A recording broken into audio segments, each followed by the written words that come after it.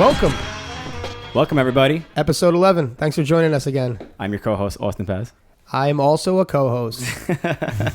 My name is Billy O'Neill. A couple of co-hosts. Welcome to the show. Welcome, everybody. Thank you for joining us this week. We hope you enjoyed last week's episode. Last week was interesting. We had a very special guest last week. Just us. Yeah. There wasn't a special guest. Normally, every show we have a special guest. On this current, on the last show, previous show, there was no special guest. People liked it, though. Did they? Yeah. Good. I don't know if you read the YouTube comments and stuff like that. People. I'm too self-conscious for those things. You I scared kind to of like do. Yeah, look I'm into scared. it? I'm like the guy that like opens the. Yeah. Go back and I get scared. No, I get excited to read them. Even the bad ones are good. Nice. One way or another. Well, it's cool because I'll hear the good feedback from you, and then I'll know it's okay to go. I'll filter it out. So and then I'll go in there and I'll check it out, and I know it's all good. Cool. Well, yeah. Thanks for joining us on last week's episode, and thanks for joining us on this week's episode. We have a very special guest this week. Very special guest, as always. Special. Super special. And I think, if I'm not mistaken, this is our second international guest. Yeah, very cool. And we had to do a pre-recorded episode because, as you guys know, we like to do it live. We like to involve everyone. Mm-hmm. But sometimes schedules aren't permitting to be able to do it on Wednesday evenings all the time. You know, sometimes we have someone in town for a short period of time and they can't make it that time. Mm-hmm. But we want to take the opportunity to have the guest on and have your questions out there. So, like, again, we're sorry we can't do it live, but we do what we can. Pretend it's live. You can pretend. There you go. Yeah, just pretend. Dedicate a certain time to it and watch at that time. But I can't miss it. It's live. And then just like send questions in the chat. They're not going to go anywhere. Just type Just them. comment them. Just comment them. Comment the questions. Hey guys, what's up? Yeah, it's cool. So as always, you know, our weekly spiel. I think everyone at this point who's listening probably does this anyway, but here we go. Follow us on Instagram. It's Jump Street Podcast. Facebook, YouTube. Subscribe to our page. Go on iTunes. Give us a 5-star review. Give us a comment. Every week we do a comment. The review of the week. This week. Who is it this week? Rollin Sin. I'm guessing he skates in Maine, or maybe it's like Gucci Mane. You know what I mean? Like Rollin Sin. I just found out who Gucci Mane was recently. Did you? Yeah. Oh, man. That's worse than me, man. You got to get better than that. I thought it was a guy who owned Gucci. Did you? Yeah. Oh, man. That's bad. Okay. Rollin says, incredible right out the gate. Been blading since 92 and listen to tons of podcasts. Austin and Billy are legends and have the podcast format down to a T. Great guests, great banter, super interesting nuggets of blading history, and even better, it's in video format. Keep up the great work, guys. Thank you so much. Thank you, Maine.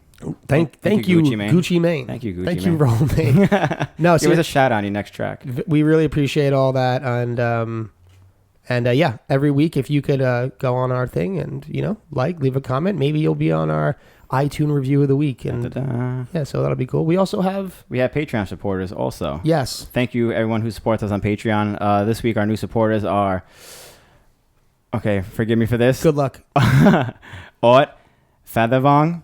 It's a tough name. How would you have said it? Ot Feathervong. Okay, right? I put the wrong accent on it. Aaron Schultz and Jennifer Young, thank you so much for your support, and thank you to all of our Patreon supporters. Yes. If you haven't, check out our Patreon page. Check it out. We have a link down below. It's super interesting. It's really fun. It's really fun. Yeah. There's a lot going on down there. It's a real hoot. Yeah. And we have our a real party down at the Patreon page. We have our WTF of the week. Woof. Featuring Matt Chilvers. We could just call him Matt the Bro. Matt the Bro. Yeah. And it's an older clip, but it's still super sick. Yeah, it's super sick. I think all of our WTF should be just we don't know what they're called. It's they don't have names for them. What would you call that trick? Like a double true fish to stale out? What is that? It's kind of like a unity though, but it's also like an X grind. Leave it in the comments down below. Yeah, what do you think this trick should be called? What do you think this is? I would say alley-oop double cross topside. Stale out. Like double true fish, I think. I don't know. Double true fish. That's tough. I don't know. So hopefully you guys can help us with that. If anyone has a name for this, please let us know. Yeah. But there you go. Matt Chilvers, clip courtesy of London Rec Squad on Instagram. Thank you so much. Thank you very much. For everyone who tagged us in that. Mm-hmm. And should we just get right down to business? Yeah. We're business guys. Yeah, we are business guys. Mm-hmm. Not a businessman. I'm a businessman. All right. No, shout out Gucci Mane. Shout out Gucci Mane and Roll Mane. So our special guest this week, very unique guy. He's involved in the sport a lot. He owns a lot of businesses. Mm-hmm. He fucking kills it on the blades. Mm-hmm. He's been around for a long ass time. He's living in Canada, but he's not Canadian. He's not Canadian. So many aspects of the story. So many languages he speaks too. It's crazy. So everybody, please welcome Leon. Basin. Basin? Basin. Okay. All we do on this show is butcher people's last names. Leon, thank you so much for coming on the show. Welcome. Thank you for joining us. Me. Mm-hmm. I always appreciate when people come just to be on our show. Yeah, no, it's huge. For no other reason to be in New York. I drove all the way here just for this. Yeah, you drove too. You didn't even That's fly awesome. That's awesome. And since you came out here just for this, you actually have taken some of your time to do other things like work with Mike Torres, right? That's right. Yeah, we've been trying to film for the past couple weeks, right after Woodward, but New York has been the highlight. So we got some stuff done in the past couple of days. Right. Yeah. What are you filming for? Are you allowed to disclose this, or? We're not 100% sure, but it's like a wizard skating project. It's both me and Mike. Yeah. Okay, so it's kind of on the promotional content for Wizard. Gotcha. And it's filmed not in New York, right? Not just in New York, I mean. We tried to film in Toronto for a little bit, but it's mostly going to be in New York. Okay, cool. And you were just at Woodward too. You been to Woodward East before? No, first time? That was my first time. I drove through one time and met up with Cameron, and he showed me the park. But that's what was the actual first skating experience. So he showed you Woodward, but you didn't skate it. We did skate. I was driving through with my girlfriend, so we maybe spent half hour in there. Jeez. But this time was really fun. Actually being a camper and kind of getting that whole experience was really, really neat. That is cool. Yeah, it was cool that a lot of people got to have their first experience during that little weekend. Mm-hmm. And everyone went crazy. It was good times. That is really cool. Mm-hmm. Yeah, it was my first time there too, during that trip. That's crazy too. Yeah. I got to ask you, Leon, because I think you guys have a bit more of a history. Like I'm just like learning much about you now. Like, for example, you were talking out there, you say you were born in Russia. I didn't even know that. So like, where are you from? How did you end up in Canada, and how did you get into skating, if you don't mind? Just a intro. Quick intro. Yeah. So born in Russia, and then my parents moved to Israel when I was 7 years old. Started skating in Israel when I was 12, around 95 kind of thing. And then moved to Canada in 2001 maybe. Okay. And my parents moved to Toronto, and then I moved to BC, to Vancouver, and living there. And that's a big move. Traveling. Coast to coast in Canada. Mm-hmm. Yeah. And so you started skating in Israel, right? Yeah. And I just found out recently that you were actually in Hoax 4. 3. Was it 4? 4. Brass 4. Monkeys? No way. Yeah, Brass Monkeys. I was going to ask about that. If you were skating with Arlo and those guys. Yeah. They it was a week. They came for a contest. So they were the judges, Arlo and Rollin Sin. Mm-hmm. And that was that park with the blue ramps that's in the video? Yeah, I think so. Like a wooden park. Yeah. Mm-hmm. And then they toured around, and I skipped school for a couple of days just to make sure I'm there. That's sick. That's awesome. So you skated, you got to skate street with them? Yeah, they did. So they stayed in Tel Aviv, which is the main city. Mm-hmm. But one day they did a trip to Jerusalem because Arlo wanted to get some shots by kind of more historic places. Mm-hmm. So that was the day I had to skip school and totally. Yeah, it's kind of quick, right? It's not like far Jerusalem. Yeah, the whole country is really small, so it was a 2-hour drive. Yeah. But I was maybe 14 or 15 at the time, so it seemed like a trip. Yeah, of course. Yeah, that's crazy. That's super sick. One of your first experiences, especially being in Israel, like a country, like in America, where you get to meet Arlo and Rollin Sin. Yeah, and skate street with them too, not just like a contest. That's what I was curious about. I was like, I wonder if you skated street with them or it was just like a contest thing. It started as a contest, and then they wanted like some of the guys to be in the footage, and I was one of the better skaters, so they kind of asked to bring me along, and it was fun. Sick. Yeah. That's sick. Did that like change your aspect on skating at the time? Yeah, it's hard to say. Like I was really into skating back then, as everyone else, but maybe long term it did have some impact. Kind of keep skating when I moved to Canada and not give it up, because I think when I first moved to Canada, maybe I didn't have a crew, so it was a little bit of a, I could go two ways, maybe skate less or maybe find some skaters and keep skating. But yeah, just found skaters, kept skating, couldn't let it go. And this is in Toronto? Yeah. So you found a little crew out there? Yeah. That's pretty cool. Actually, the name of the crew was, like, when we formed it, was Task.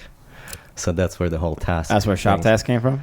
So it was a good friend of mine, Chris Savage. He was the first guy I met. And so he had an older crew that was called Task. But all his friends stopped skating. So he said, okay, let's kind of rebrand that crew and start a new crew called Task. Oh, that's crazy. So that's the... And Shop Task, you own Shop Task? Yeah. And there's multiple locations of Shop Task, right? That's right. Are those like franchises, or you just own them all? Like, how's that work? So the US location is actually owned by Brian Long, who is a good friend. But the Canadian shops are owned by me. That's crazy. That's sick. It's like, we keep talking about people like starting, skate camps and stuff like that, but shops are a huge part of growing, the sport and the culture too. So people could physically experience, all these new things.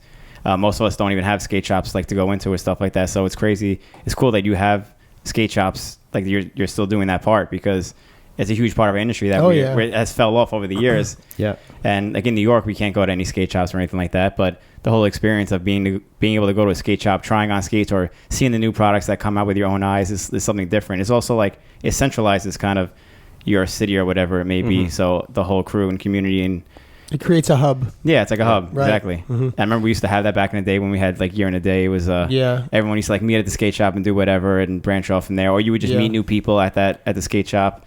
And it's cool to see that you still have your feet in there.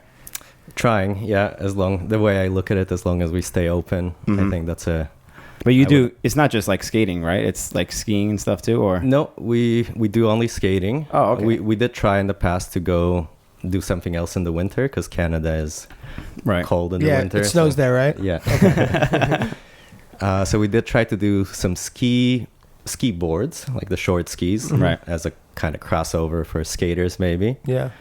But then we realized that the amount of time that we're investing in this other industry we could be putting into skating, even if we're not making a lot of money in the winter, it's still more beneficial for us to work on the website or go skate and film videos and whatever we can do that would contribute to the scene. Yeah, cool. It was taking away time from the main goal. Exactly. Yeah, so see that.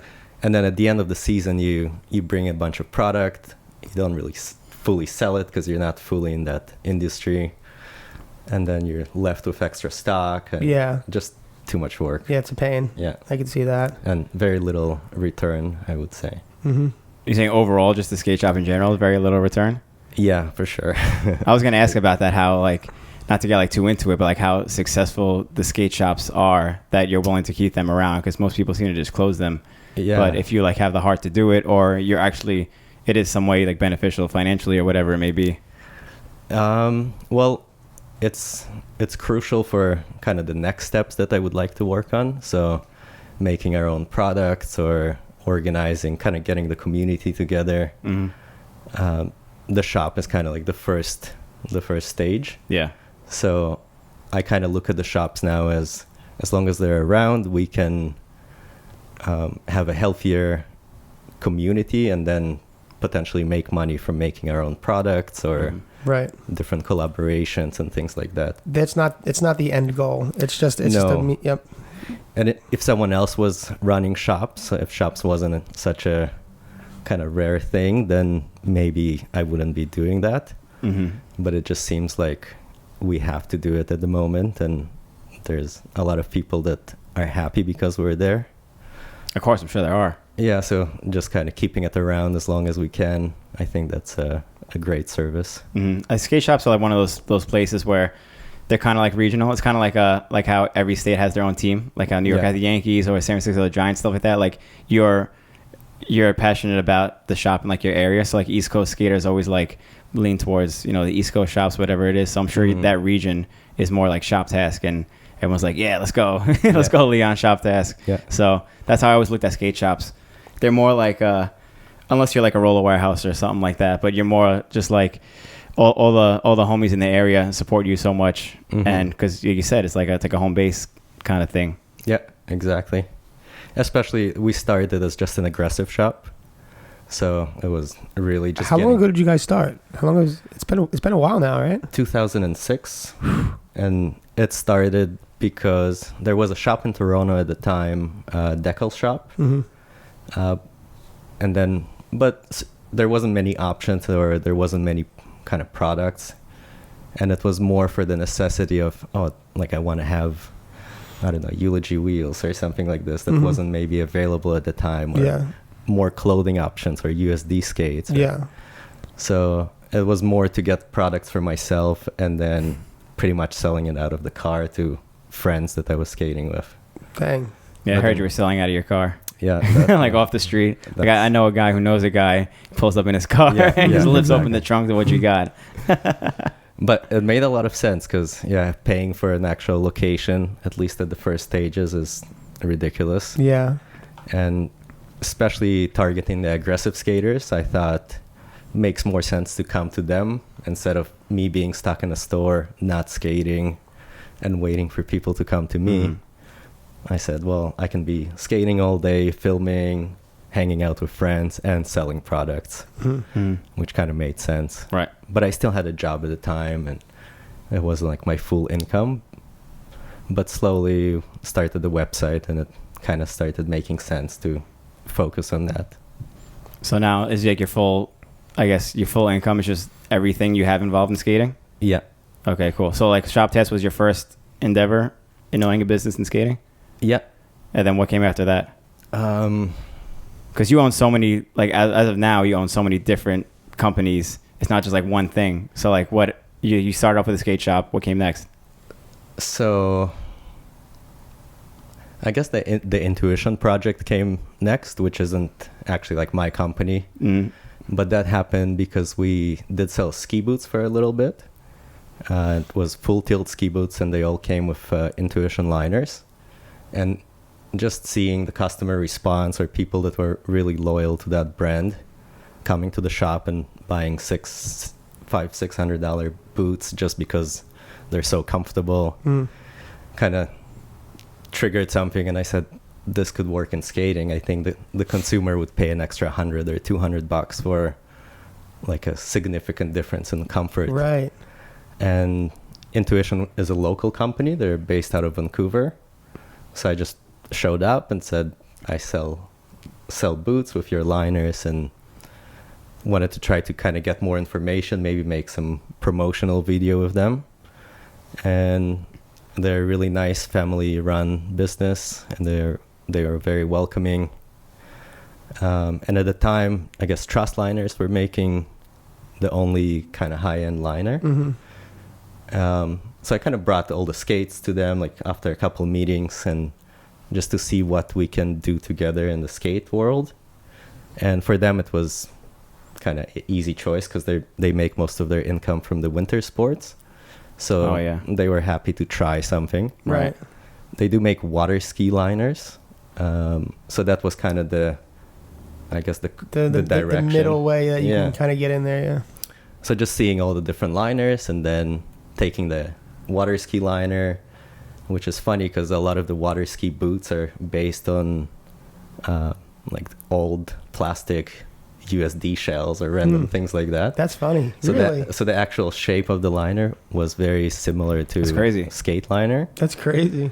So I took the liner, tried it in some skates, and it felt like a little too roomy at first. So I kind of moved on from this idea. But a little bit later, realizing, okay, skates could be a lot tighter, because when I put the liner, that's a lot thinner in a regular skate, you lose that connectivity to the skate. So later I got a smaller boot, and it kind of clicked. Okay, let's try this liner in a boot that's really tight and see how little foam can you have and still feel comfortable. Yeah, the first project with Intuition, I was thinking more along the lines of making like a sock, almost like something between a sock and a liner. Super thin. Super thin, because I thought that like their liners are $200, would be too much for the skate industry. Right. So I was kind of leaning in somewhere in between, like not really a liner. And I also saw a lot of skates were going in the USD carbon kind of direction, where the liner is built in, especially all the higher end skates from Seba. Right. So I thought it would be a good solution if someone buys a high end skate and over time the foam gets thinner, and then you can put this kind of between a liner and a sock that would improve that thing. So yeah, the first project was way off. Like I have some random samples. I was going to ask if you had like some random samples yeah, like that. I do. I keep all my samples. Yeah. Or kind of give it to friends. But yeah, and then we just decided to try to make a liner and see how it would work. And that worked really well, and took a while to get people kind of into it. Really? Just because of the price point. Yeah. I think that's the only reason why. Yeah, so it's been maybe 5 years, but... Why are they so expensive? Is it just because the company that, like Intuition in general, are they expensive in the ski world also? Or it's just the price of the quality of products they, like, material they use? So it's an expensive foam. Like, I guess all their products are priced pretty high. Like in the ski world, are Intuition liners more than other company? They're about the same, yeah. Well, I don't know how many aftermarket liners there are in skiing. I'm sure there's a couple. But it's mostly companies that make liners for their boots. So I think Intuition was the first one to do this, aftermarket liner. The reason they're expensive... Premium quality products? Premium quality. And you could tell when you have Intuition liners that it is different from, anything else that we're used to. Yeah, and my thinking was always kind of... I guess how I see skating is products used to be expensive, and then skating took a hit and people weren't buying as much product. So all they got cheaper. So the companies just, okay, well, what can we do to bring them back? So the price kept going down. With the quality. And then I think the consumer who's not a skater looking at the product as like a joke, like a toy. Like if I want to get into a different sport, and the entry price point is like $200, right? It's kind of like whatever. Yeah.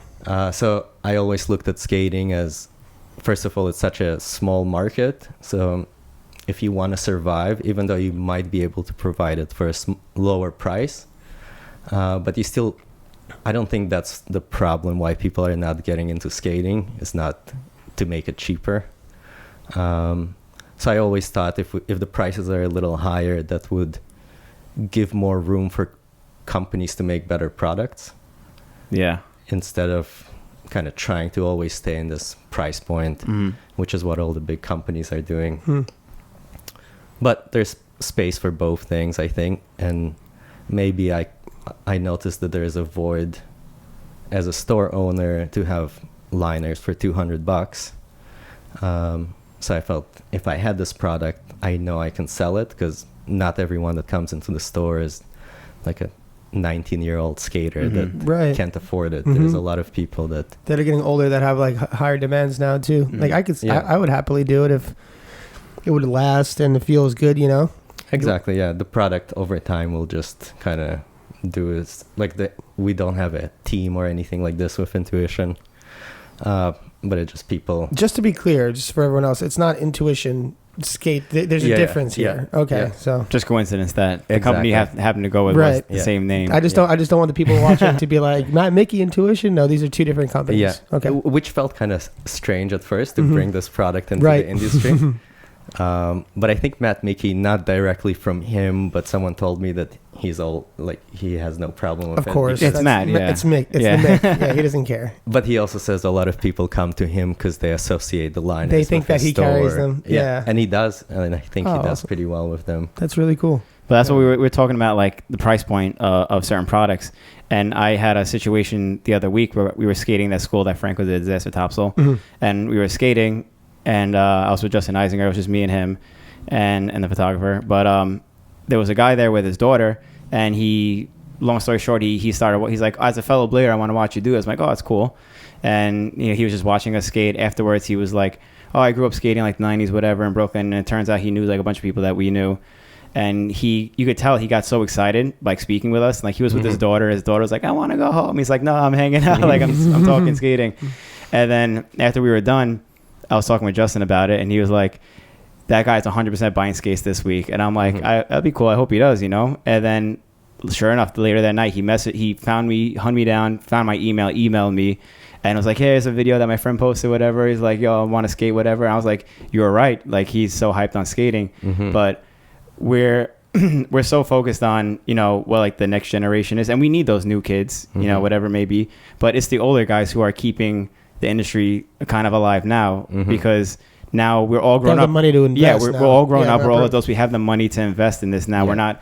Like you said, we're not like 15, 18-year-old kids who have no jobs, who can't afford to buy new skates, can't afford $200 liners. But now everybody's older, and the fact that you have a liner that's premium quality, like one of the biggest complaints about older bladers is probably that skates aren't comfortable, right? They don't fit your feet right. So to pay $200 for a skate that will work on your feet, that's like not a big issue, I feel like, Yeah. I agree, yeah. I agree 100%. Well, one thing I wanted to kind of pick your brain about, since we have you here, is even from this, what we've spoken about now, and I think everyone from the outside knows from how you approach skating that you look at things very outside of the box. And even just talking to you now about you see a problem or a need for something that's lacking in blading, and you want to fill that void or create something. Is that something like a way you've approached, like your way of thinking your whole life, or is this something that now, since you've been a shop owner, you're like trying to figure out how to fill that void or how to, because it's a very it seems like your approach is very unique, not only in skating but in how you make products or whatever the case. Yeah, I never thought about it outside of skating, but maybe it comes from let's say I know I'm not as good of a skater as yourself, for example, so I'm not going to try to compete on that level. Or I guess I see skating as maybe you inspire people to kind of push them in a certain direction. So yeah, so when I don't see a success path in one way, I would say, okay, maybe I can try something, almost creating a different category to go there. It's almost like, there's people that doing certain things so well, then let them keep doing it and then move on and try to find your own little thing that you can do well. Right. And then just by putting the time and effort into it, slowly it will become its own thing and grow legs and start walking, right? Exactly. Yeah. So I guess, I do look at a lot of things in life this way, where the most kind of obvious path seems to be the most difficult. So maybe it's some laziness in a way. But I'm like, I don't know, this would be too tough, so let's try to make it this way. Right. That's awesome. Yeah. Like, for example, like you, if I'm not mistaken, you invented the wizard frame, right? You created that? Yeah. And what was the inspiration for that? Because I know I've at least, it seems like you've created like a new thing for skating. And Mike Torres is taken to it. I see him out there, and I see a few other people, and it's really cool, and it's like a completely new landscape that it opens the doors to. And so where did that come from, that idea? So it kind of evolved over time, but I think it's still evolving, so we're constantly trying to figure out what it is or what can you do with it. But it started, so like I said, at first we were just an aggressive shop, and then we opened, so as an aggressive shop we just had an online store. And then we opened our first retail store in Vancouver. And a lot of people were asking for regular recreational skates. And in my mind, you can go to a big sports store, like in Canada, it's called Sport Check. You guys have Big Five. So I thought, if you want recreational skates, you can just go there. Why would I even bother competing with those stores? But a lot of skaters would come and ask for wheels and bearings and... rec bladers, you mean? Rec bladers, exactly. Outside of kind of my community. So that kind of made sense to just have a couple options for them, because just from communicating with them, I realized they're into skating just the way I am, just in a slightly different field. They're older and they can't do jumps and stuff like that. So it just made sense to service this community if I have a store. So the first year, I think we ordered something like really small, like maybe $10,000 of rec skates for the first summer. And I think that summer we sold out and reordered maybe about 50 grand. Oh, damn. Wow. Which is like, to make profit from this, it sounds great, but you buy it, you sell it. Of course. Yeah, it just helps you keep the lights on and stuff and everything. Yep. But just kind of realizing $10,000 seemed like a huge risk at the moment, at the time. And then going through $50,000 in one season. Yeah. Just like instantly. It's like, oh, there's a market here. Exactly. Yeah. Like people actually want it, which I didn't realize before opening the store. And I guess the big stores also, they were noticing a decrease over the years. So they were slowing down. Wow. Like exactly the perfect time we were kind of, we can take on all this extra business. So their inventory was getting lower. They were carrying less and less. And exactly. You started filling that void. And so right away, like the next season, we opened the store in Toronto. And then we kind of went wild. We opened a store in Montreal and Calgary and Seattle. So like at one point we had... I didn't even know that. Yeah, so the Montreal store closed. It was too much for us to handle. But we kind of like slimmed down a little bit and opened better shops and figured out the business model a little better and what kind of locations we're looking for. And like our spaces always have like a 16 feet ceiling to have skates stocked up to as high as possible. So we figured out what works in terms of paying for square footage and how much we can afford. So probably learned a lot in that whole process. Oh yeah, still every day. It's just like, always learning. But and so how did like the rec thing transition into the Wizard? So after selling those kind of cheaper skates, I realized that there's a market for slightly better recreational skates, because the way I thought of recreational and the way companies think of recreational is the cheaper option, basically. And I kind of looked at it as that's actually most of the people that come into the store are recreational. So I started buying Seba skates because they were one of the only options with a more expensive product. And I didn't even know what I'm getting into, just wanted to see, like having higher price point products in the store and seeing how they sell.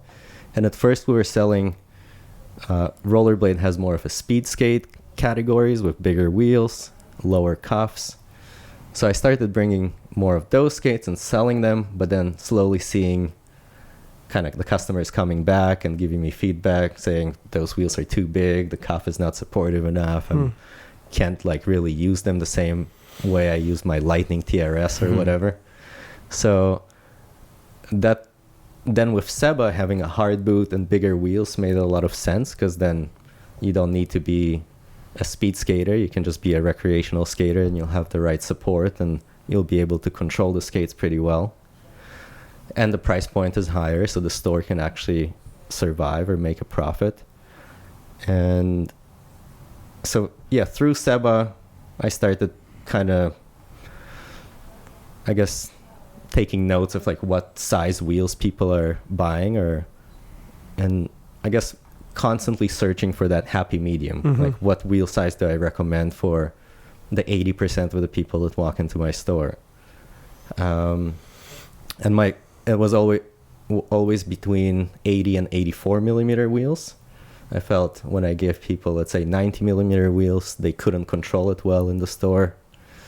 And then for a bigger guy, if I give him 80 millimeter wheels, if the wheels are shorter than the kind of his foot length, then I felt like that would be a little unsafe outdoors.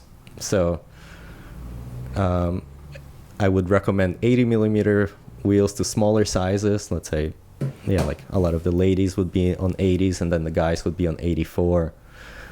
But then myself, I was using 90s, and just from experimenting with different sizes, and that felt like a perfect medium. You know, I can go fast, gives me good shock absorption, but as a good skater, I can still control them really well. Like, I didn't have issue of turning.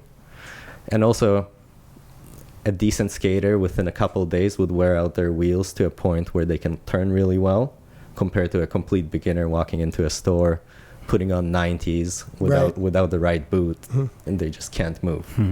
So I realized that what the customer is looking for and how they're experiencing skating in kind of practical setting is different than the options that are available in a way.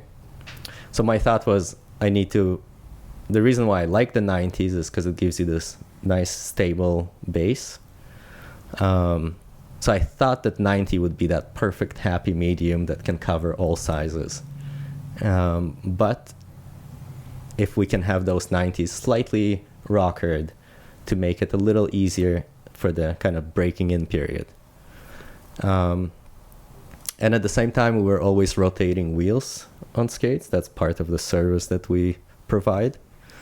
And just rotating wheels on skates, I would always notice that it's the exact same pattern, where your outer wheels wear out first, your inner wheels wear out less, and then because you're mostly skating forward, the front of the skate wears out more than the back. Yeah. So it just kind of made sense.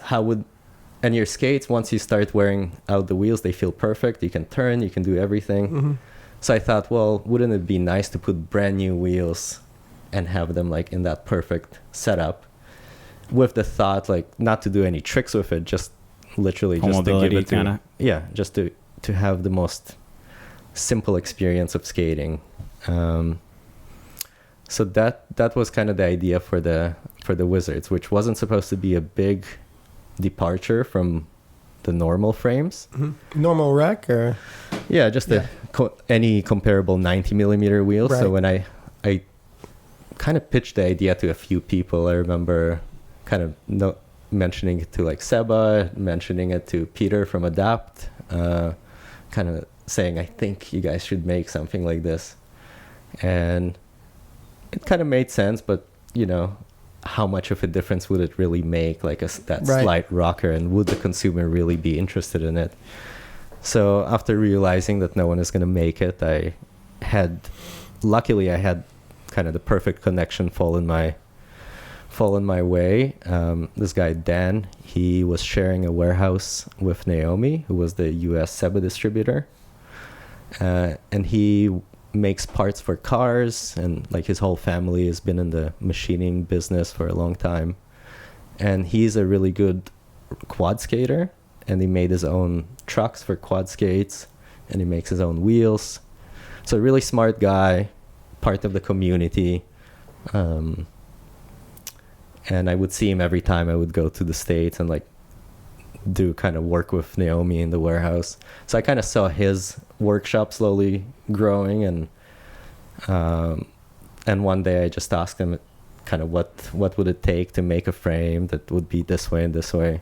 And it was pretty funny because I think I owed Naomi money at the time, and he said it's going to cost $3,000 to make like the first prototype. So we'll go through a few prototypes, figure out the rockering that you want, this and this. It's going to take him like a week or two to like program everything.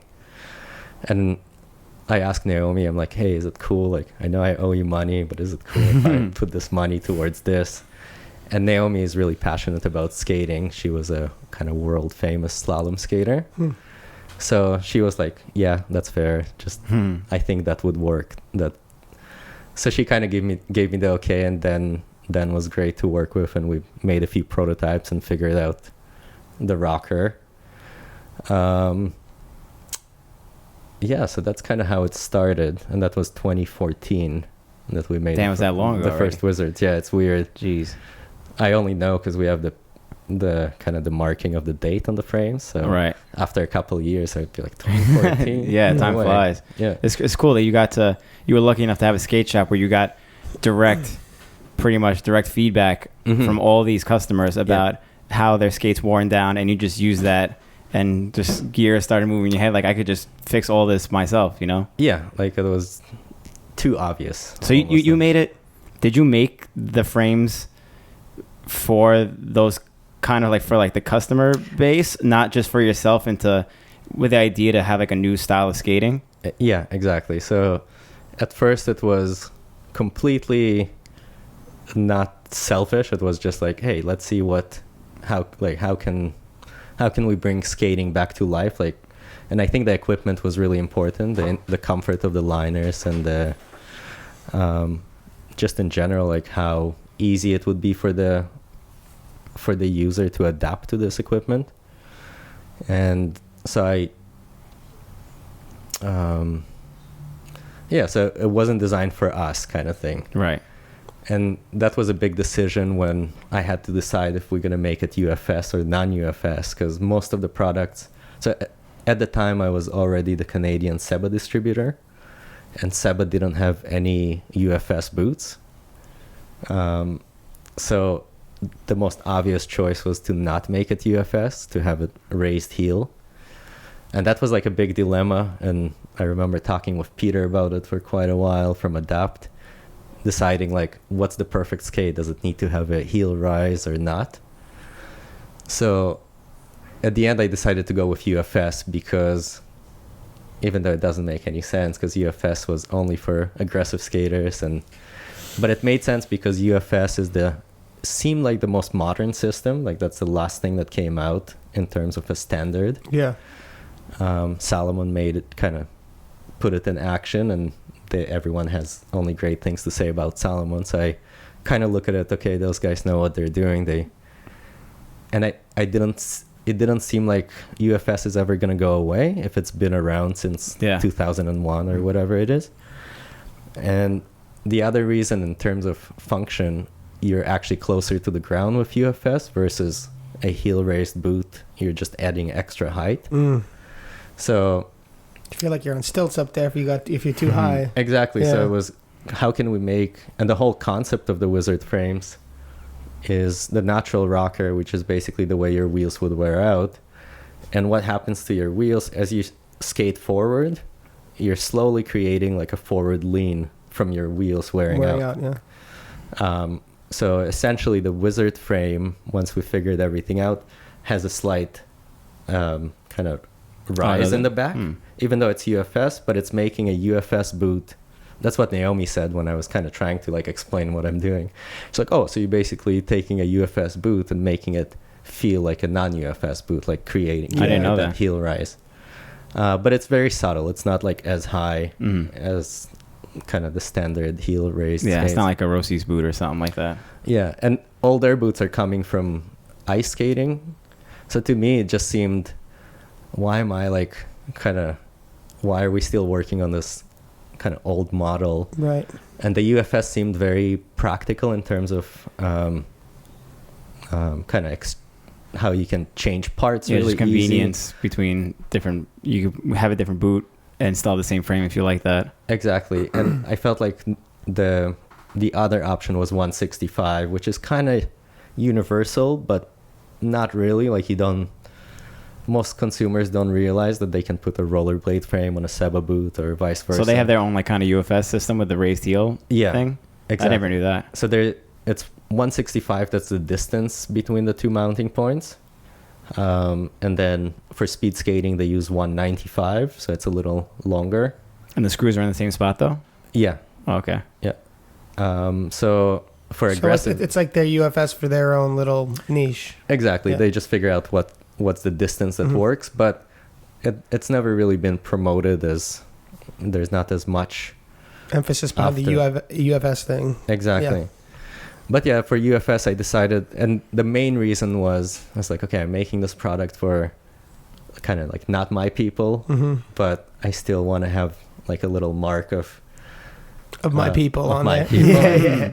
And if I'm gonna start investing money and time into like developing products, I want to develop this UFS kind of category.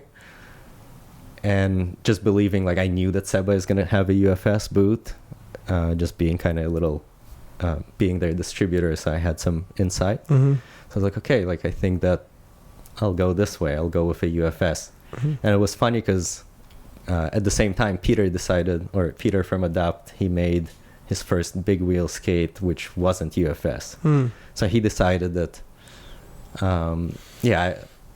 Peter is great. Like he makes amazing products. So it was just like, I'm like, I'm going to go this way. He's going to go this way. It worked out perfect. Yeah. And when you made the frames rock at a certain way, you started riding them, did that change kind of your style of skating in a way? Or did it kind of go hand in hand with your skating style started to change already? Or like how did that? So before we made this, we were skating, like me and the mushroom blading boys, Todd and Joey. Mm-hmm. So when I started distributing Seba, they only had the FR skates, which had 80 millimeter wheels. And they made a sole plate for it, like an aftermarket sole plate for a raised heel boot. It was really difficult to put on. But it was a way to use big wheels and still do some soles and kind of have fun in the skate park. And Seba used to make, or they still do, rockered frames. So they come where the wheels are actually all rockered. You can't have it flat. Mm-hmm. So that was a slalom skate. So we basically took a slalom frame, mixed it with a free ride boot, and put a sole plate on it, and put Intuition liners inside. And that was like when we filmed Big Wheels 1 and kind of the beginning of big wheel mushroom blading stuff. It was on those FR, Seba, Intuition, Rockered 80. And I guess it was funny because when I made the Wizard frames, Todd and Joey were so into that FR setup that they wouldn't even... they didn't try the Wizards? They didn't want to start filming on this because we were in the process of filming for Big Wheels 2. And they're like, no, I'm really comfortable with this boot. It's like, I'm onto something. And I was like, that's cool. Kind of like, so Big Wheels 2, it's kind of interesting just in terms of technology development. The other reason they didn't want to skate the Wizards because there was no boot that could fit Intuition liners. So they were really they're enjoying the Intuition liners. And at that point, Seba released the CJs that had a built-in liner. So I started using those skates with the Wizard frames. Sorry, it might be all confusing. No. The CJs with the Wizard frames. No Intuition liners. Yeah. And then there was a sole plate. So I was that was the direction I started going. And then my liner started ripping, and I was like, perfect experiment. Let's gut this out and see what happens. And then when I put the Intuition liner in it, realizing, holy fuck, like this is the best boot. Really? Yeah, it was like carbon. Like that kind of made perfect sense because you have a really stiff boot, but you need really high quality liner to not experience the pain from that carbon. And with the bigger wheels, you really need that support. You were like, whoa, I found it. Yeah, exactly. So I remember it was like in the process of filming for Big Wheels 2, and it was like, that's it. My foot fit in, and this whole section was technically like my section in Big Wheels 2 was the first ever kind of appearance of the Wizard frames. And even in some shots you can see one skate had Intuition liners and the other one didn't. So it was like a weird kind of like the transition in the middle of the experiment, everything. Yeah. Now let me ask, because you obviously started with aggressive, and you kind of opened up this whole door, and I'm sure you've heard a bunch of opinions that range, like people I'm sure who are like really supportive of this, people who are more purists who are like, oh no, it's aggressive only, or as Mike Torres says, core bladers. It's the people who don't really want to go over to rec and stay more with the purist aggressive. Now for you, well, first of all, I kind of want to hear the feedback that you've got from that, but also like, was it a natural transition, you going from like being a pure aggressive guy to kind of the path you've naturally gone on, or was it like, because it seems like a very natural transition for you, but I don't know if you started aggressive, was it like a conscious decision, or was it just naturally happened? Even with like my last kind of, I still skate aggressive, like I still have a lot of fun with it. I guess I was even towards the end of my kind of like aggressive like core time. Core blader. I started venturing into like using my hands and was really inspired by Matthew Ledoux. Oh yeah. So I was already within aggressive trying to kind of move away from the traditional skating. Maybe again in that same way that I didn't feel like I can put an impressive edit like some skaters. So yeah, it just made sense. You wanted to challenge your mind instead of challenging your physical capabilities. Yeah, exactly. So that was just a natural progression from there. Like, okay, what else can we do? How can the equipment change? But yeah, maybe having the store and interacting with people that are not aggressive skaters, I started kind of seeing that crossover where some people, where it's too much of a leap going from recreational to aggressive, right.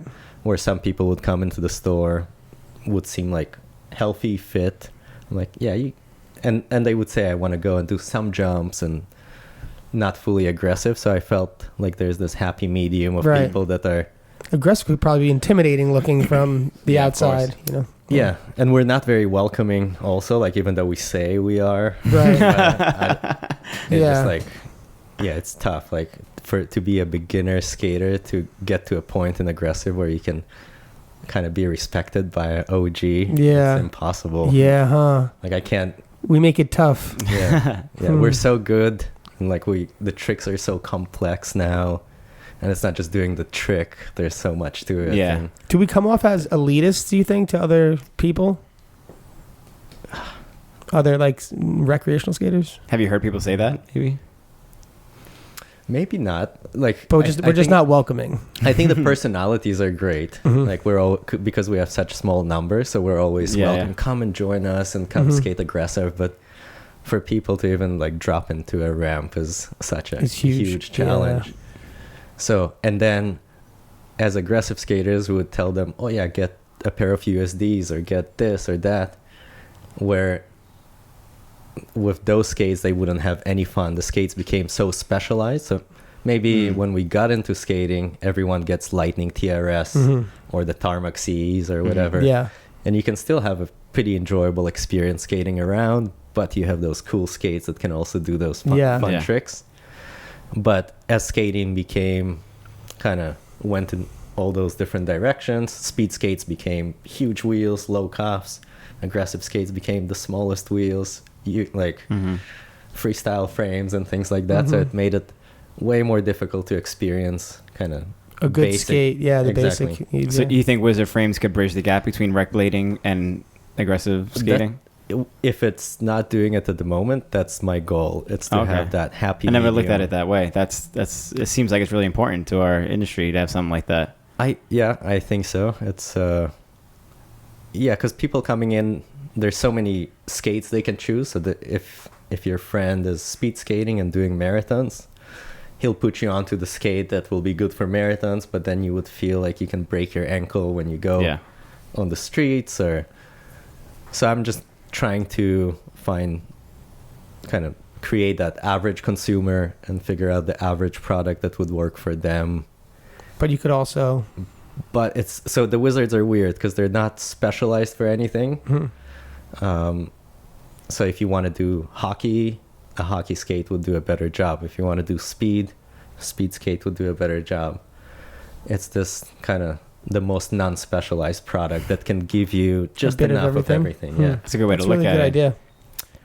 And I recently saw, you were talking about Big Wheels 2 before. I recently saw your Big Wheels 2 section for the first time. And I feel like I can say that's one of my favorite, I don't know if you've ever seen it, it's one of my favorite sections ever in skating.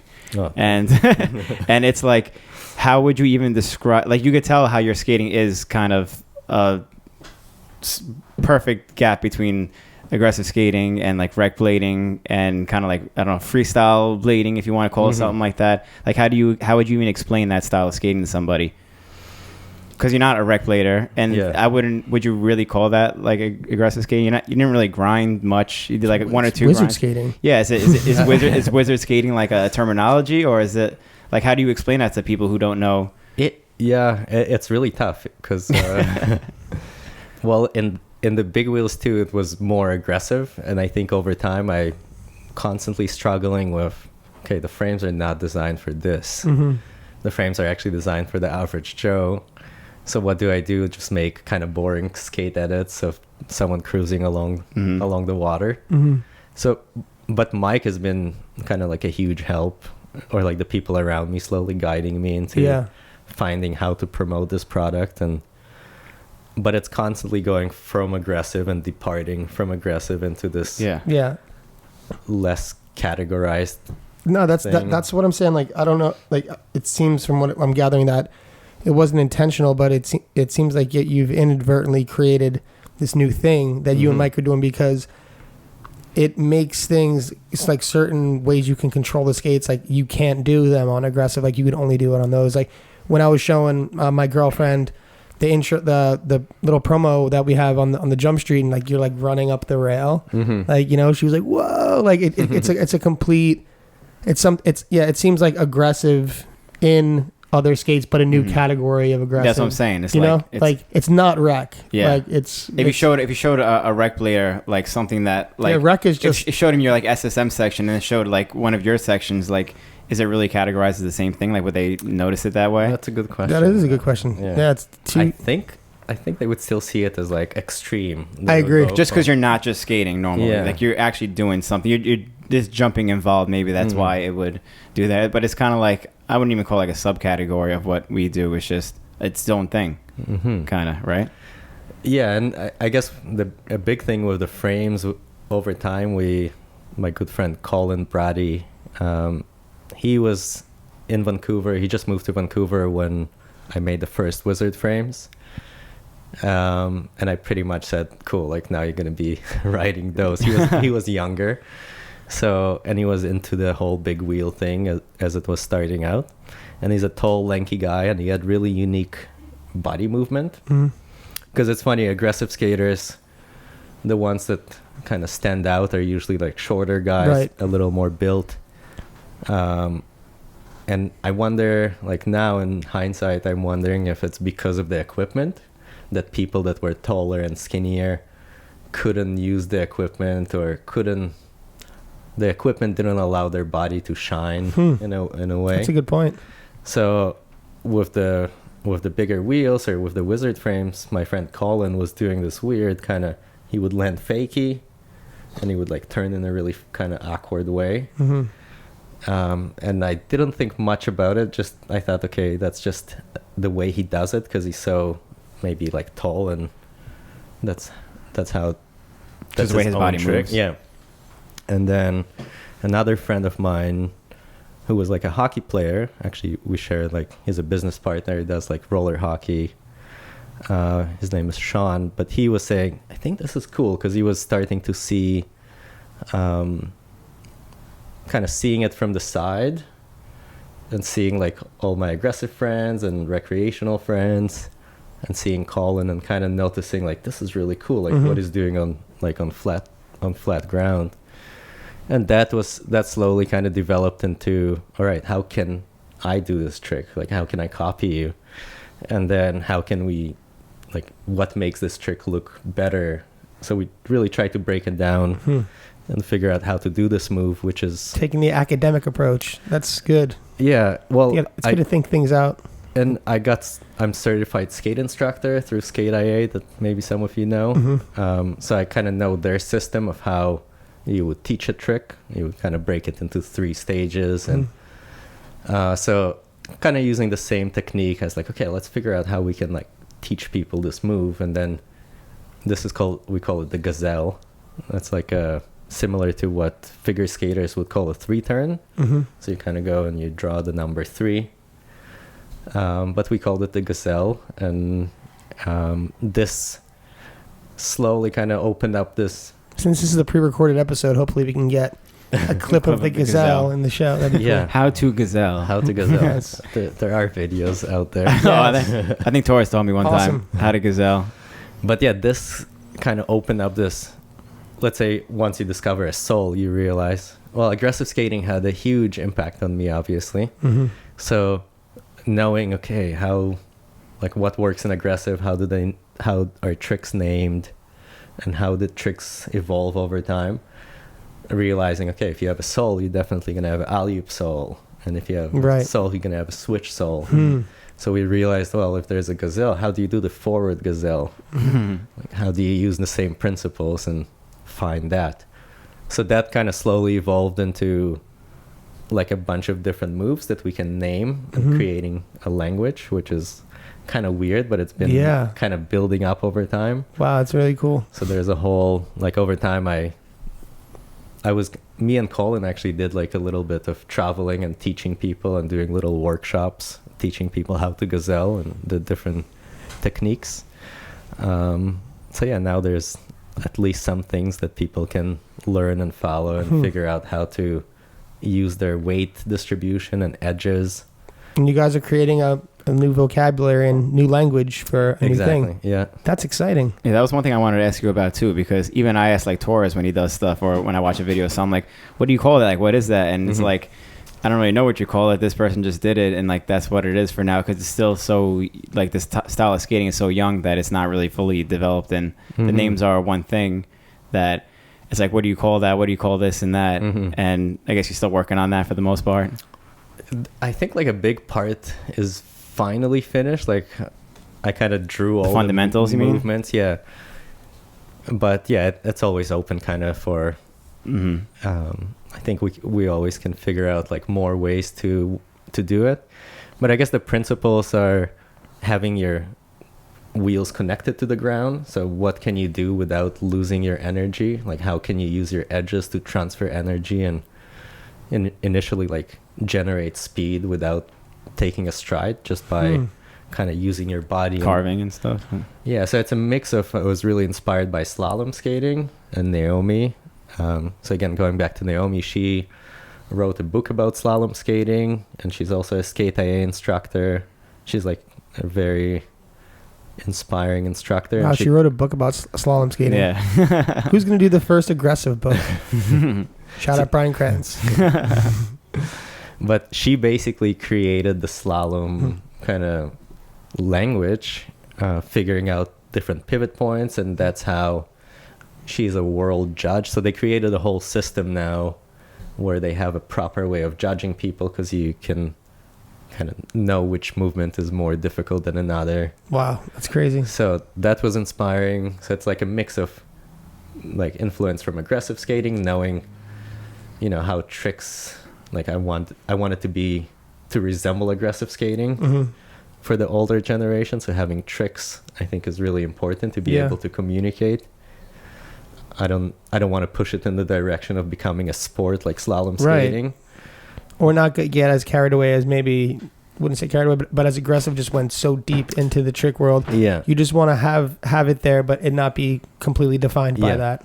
So I kind of seeing some of the flaws in aggressive where a newcomer will have a really difficult time to understand what's just the naming of the tricks is really complex. Right. And like, there's no consistency sometimes because tricks came out so much later than others. Like a full tour came, so much later than a Royale, for example. Or where I think for me, I had this like, oh, okay, that's what happened in aggressive, that's what happened in slalom. So like, let's make sure that the names make sense in some way. But it's still, maybe it only makes sense in my head, but no, I mean, you have to, create that, so. The names of your tricks are just maneuvers so far? So the gazelles are basically like the 2 feet, 180 turns essentially. Yeah, it's like, exactly. So you can do it from backwards to forwards, forwards to backwards. And it's when your feet don't leave the ground. It's exactly. Yeah. And you can do it, like, that's what we figured out. You can do it, let's say, you can have your feet staggered this way, and you can do it this way, or you can have them staggered the same way, but do it this way. So it's like inside or outside turn, right? Yeah. We called it open and closed. So if you think of motions as like open motion would be like a sweat stance. Yeah, open. And then a closed motion would be like a negative mizu. It's kind of like how your hips are in relationship to like maybe the center of the circle. Or like a soul is a closed motion. Right. if you think of like an extended closed motion would be a crossover. So when your legs are almost like uncrossing, that's an open motion. Mm-hmm. Yeah. But yeah, it's weird. We're trying not to like take terms from different industries. So, but at the same time, not just invent a bunch of like shenanigans, wacky stuff. Yeah. So we're trying to keep it like, okay, you have the name of the movement, like the gazelle, and then you can do a backwards gazelle, or you can do a backwards like open gazelle or a backwards closed gazelle. Mm-hmm. Yeah. Does your ninja kick have a name? No, this never made it to the language. That's my favorite one. I don't know if that counts as like, because I guess you could technically do that on any kind of skates. But it still should be named because, of course, yeah. That's nothing. When I was a kid, I was getting super stoked and blading, was like having fun making up names like Liu Kang, you know, and like Mortal Kombat was still on. I was like, fuck, dude, Liu Kang. It was just cool. Like, and then there was one, I don't even know if it was a trick or maybe it was just a thing in our crew. But so there used to be a Kung Lao. Yeah. Oh, wow. Which was like... I think that was in Daily Bread too. From behind. If I'm wrong. Yeah. And it's like, oh man, kicking things are cool. Like when you're a little kid, you want to be a little ninja. Yeah. And you have all these cool like little names. So I don't know, maybe you should name that. It's cool. Yeah, I can completely see different categories of, okay, those are like flatland moves where you don't leave the ground. And you have like a bunch of tricks that kind of work for this. And then kicks could probably have their own like 16 different kicks that you can do. But didn't get there yet. So well, it sounds like you're being like really thoughtful with everything and put a lot in, which is good because you know it's better than just being like whatever, name it this, name it that. Like you're putting your thought into it, and because of that, I see it, you know, being like a more of a real thing because people like you said, have a language and a way to communicate through the tricks. Yeah, and along the way we had some silly names that Colin was like, "No, this is." We still have a porn star, like you know what I mean. There's still fish for it, so it's true. I feel like that happens in everything. Yeah. So now you started transferring like your aggressive skating stuff knowledge into like the wizard blading kind of thing, and like when you jump back on small wheels again, you could transfer wizard blading stuff back onto that. Yeah, that's personally my favorite like way of seeing all these things because I've seen other skaters do something similar, and it's sort of that hybrid style of skating is what really catches my eye. I don't know for whatever reason, but like the knowledge of just knowing it all, it kind of helps both parties. Of course. And now that like when you go back, how does it change when you go back to skating like a smaller wheel setup? It's weird, but I feel like I'm better than ever. Of course, with aggressive, which is. I haven't like really tried to film anything or skate seriously. I heard you're still killing it though. I have my good days, my bad days. But it's definitely harder on the body. Like I feel if let's say in Woodward, I skated the very, very small mini for a couple hours. And then like I was done like for a week after. So well, how old are you by the way? 36. 36, okay. We're part of the idea of wizard skating. I hope it's something I can develop, push it in a way where people can do it when they're 60. So at some point I saw the expiry date on aggressive skating for myself and my friends around me, and just seeing them slowly maybe kind of leave the sport, kind of wanting to have something for them to kind of bring them back. And I think with like a lot of help of mushroom blading and just influence all around, I think it is happening right now. I can see a that. lot more people coming back without necessarily having to be like super great and without having to hit like 20 stair handrails and stuff like that. Yeah, like to actually have fun skating. Yeah. So kind of post-aggressive skating. So I'm kind of banking on all those guys becoming old, and even like, you know, a lot of my friends are doing aggressive skating now, but in 5-10 years, they either going to quit skating or they're going to find something within skating that they can still get the same, I don't know, the same kind of enjoyment of filming and getting productive and getting content, like me and Mike filming things. And I feel that because it is physically demanding, and like you said, I feel like that transition's pretty true. A lot of people either go to quit or they try to find something else. Some successfully, some unsuccessfully, but that seems to be the wizard. That seems to be a good idea. Yeah, we just want to pick up. Pick up the slack. Right? And at the same time, having that like bring people from outside maybe someone who gets a pair of Wizard frames can now go into a skate park. And I feel that he would be more successful in a skate park with a Wizard kind of setup compared to an aggressive setup. Yeah, because he'd probably be way more well received by the other people at the skate park, because it wouldn't be just so like, I know what that is. He'd be like, well, what's that? You know, he'd be such a unique guy there. Yeah, and just having a little bit more speed and even dropping in on ramps. I think aggressive skates, if you get like the proper aggressive skate, they're very unstable. So like just dropping into a quarter pipe could be like the ending trick for most beginners. Right. So having like a slightly longer base, allowing them to drop in, getting a bit more confident, like skating around the park. Okay, like getting enough dynamic speed. wise. Okay, I get what you're saying. Yeah. Yeah, I think stage 1 to get people into aggressive is kind of allowing them to experience transitions and like going up ramps and down ramps, which could be really challenging with aggressive skates, surprisingly. Yeah, no, that makes sense. It does. Yeah. We never thought of it because we're just used to it, right? I guess. Do you have like a type of theory or philosophy on skating now? Because your skating is sort of like in like a hybrid stage kind of thing. Is there something that you try to tell people when they get into skating in general, or anything like that? Or like, what do you look for when you go out skating, maybe? I guess just consider like being realistic with what you like, where you're gonna skate, and I don't know if I guess the idea of you want to have a skate that you'll be able to skate more with. You'll be able to experience more surfaces. So experience more surfaces. I mean, let's say if my wheels are slightly larger, I would be able to skate cobblestone streets or something like that. Exactly. So a lot of surfaces all of a sudden, this is like a fun skate from here to there, versus if I had a different setup, it might not be this. Yeah. So kind of, I guess first you got to make sure that your skates would be comfortable and easy to like enjoy. I don't know, more places, more surfaces, more. They're not as limiting you to, let's say, a slalom skate would kind of put you in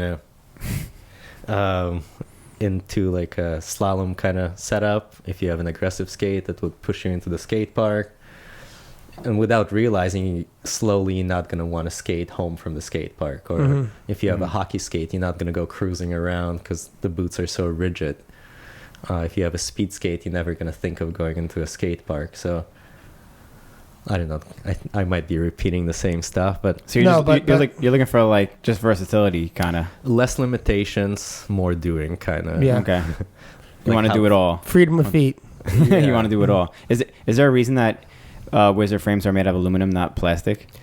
Yeah. Is that part of the reason why they're so expensive? That is, yeah, for sure. But just when you're higher off the ground, the bigger the wheels, the stronger the frame has to be, because there's a lot more forces going into it. Gotcha. So as like the frame gets lower, that's where plastic needs to be stronger. Sense. But and then what are the small Wizard frame setup? Like what wheel sizes is it? So, I know you have different sizes now. So now, we made the 90s. That was like my first happy medium frame. But as soon as I got it, I realized that I'm usually skating size 7 or 8 boots. And I realized, okay, if I'm enjoying this, what about a guy with a size 12 foot? So right away we made the 100s.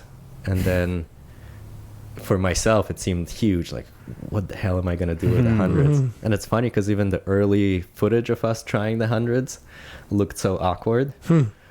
But now when I skate the 100s, they feel so short. Wow. Because the way I move is different. So slowly I got used to the 100s and everyone got used to the 100s. So we made 3 sizes, 90, 100s, and 110s. With the 110s being for like, guys, extra large guys. And with something like this, they're a lot of weight and like really big wheels. So that's where it really is noticeable, the metal, or like the difference between the different frames. 90's the small one now that you have? Yeah. So we started with pretty those. Big. Yeah, I know. But we realized, like, as soon as we made the 90s, the thing that everyone said, or all the aggressive skaters said, whoa, that feels like my 80s. just because they had this little rocker, and because they were designed for UFS, it was kind of optimized, like the 90s, that you can be the closest to the ground and feel the most control. So so at the moment we only have 3 frames available for sale, 90, 100s, or 110s. And over time, I guess a lot of the non-recreational guys, all the aggressive kind of my people, slowly started going from 90 to 100, and then from 100s to 110, looking for the extra length. Because at first everyone says, oh, they're too long, I can't do crossovers and all that. But you adapt. Once you realize, okay, it's like skiers. Imagine like cutting off their front and the back. They won't be able to do half of the stuff they're doing.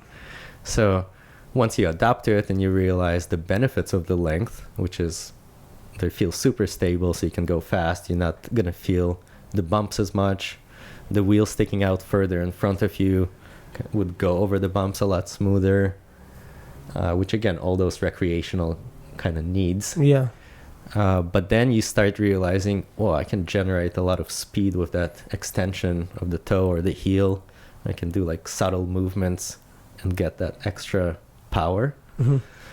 So I noticed a trend that all my friends were kind of going to bigger frames or longer frames. So the next logical thing was, well, do we make 4 125s? And at the same time, the 3-wheel thing was going all crazy. And damn, 4 125s would be huge. The 3 125s are crazy. Well, that's like the 4 110s with like such a heavy metal frame started feeling quite heavy, and it was stepping away from that recreational category. Right. But still, if you're a huge guy, it does work. But I saw a lot of aggressive skaters kind of going into the 110s, and even myself, because I just wanted the more length, I was using 110s. And then realized, I guess with the whole concept of 3 wheels was the wheels get bigger, so you can't fit as many, so they made the 3 wheels. So my logic was like, oh, that's like, we have to go the other direction, like the complete opposite of 3 wheels. More wheels? In a way of like, making more wheels will allow you to bring you closer to the ground and give you more length. So instead of just going, so my options were either I space out the wheels a bit more, like make some prototypes to see how it would feel to get to a desired length without increasing the wheel size, or adding an extra wheel. So the 5-wheel made perfect sense because with the development of the skate language, it's really important where your weight is.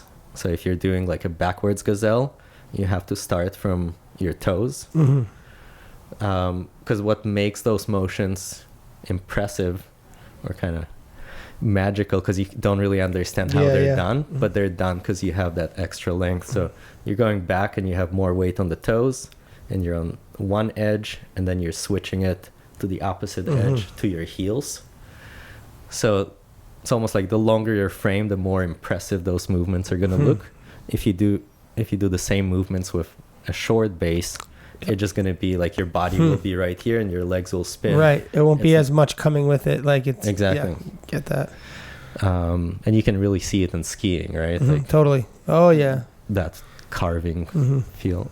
So with the whole wizard language, it was really important to tell people in those like workshops that we were doing, you want your weight to be on this wheel or on this wheel. And on the 4 wheels, you can only be on 2 wheels at a time. So I didn't want people to be like all the way on the like 3rd and 4th wheel. So I was kind of saying, try to be on your 3rd wheel, but you can't really be on a 3rd wheel when you're rolling. Like you're always going to be either on 3 and 4 or 3 and 2, unless you're really good and you can somehow. So the 5 wheels created another position. So then you have like a specific spot where you can be when you're rolling forward. You can be on wheel 3 and 4, and you're stable in that position. And then you have an extended position, like extra. And when you're rolling backwards, you'll be on wheel 2 and 3.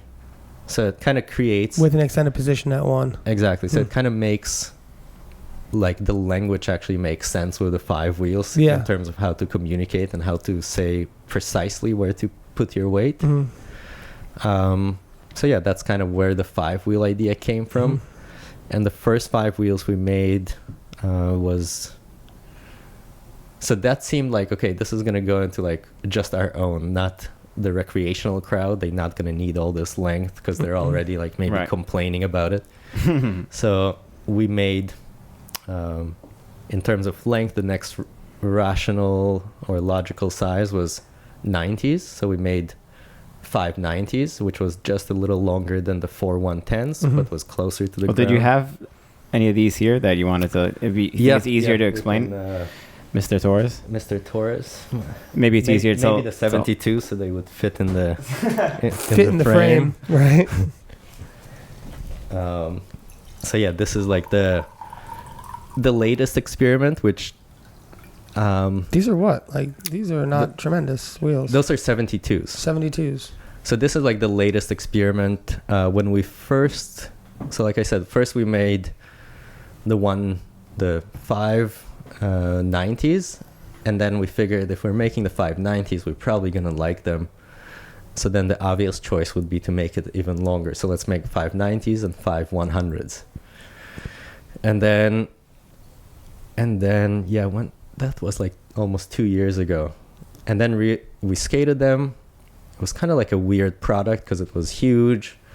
Even for ourselves, like they'd been using Wizards for so long, it was like a weird adjustment.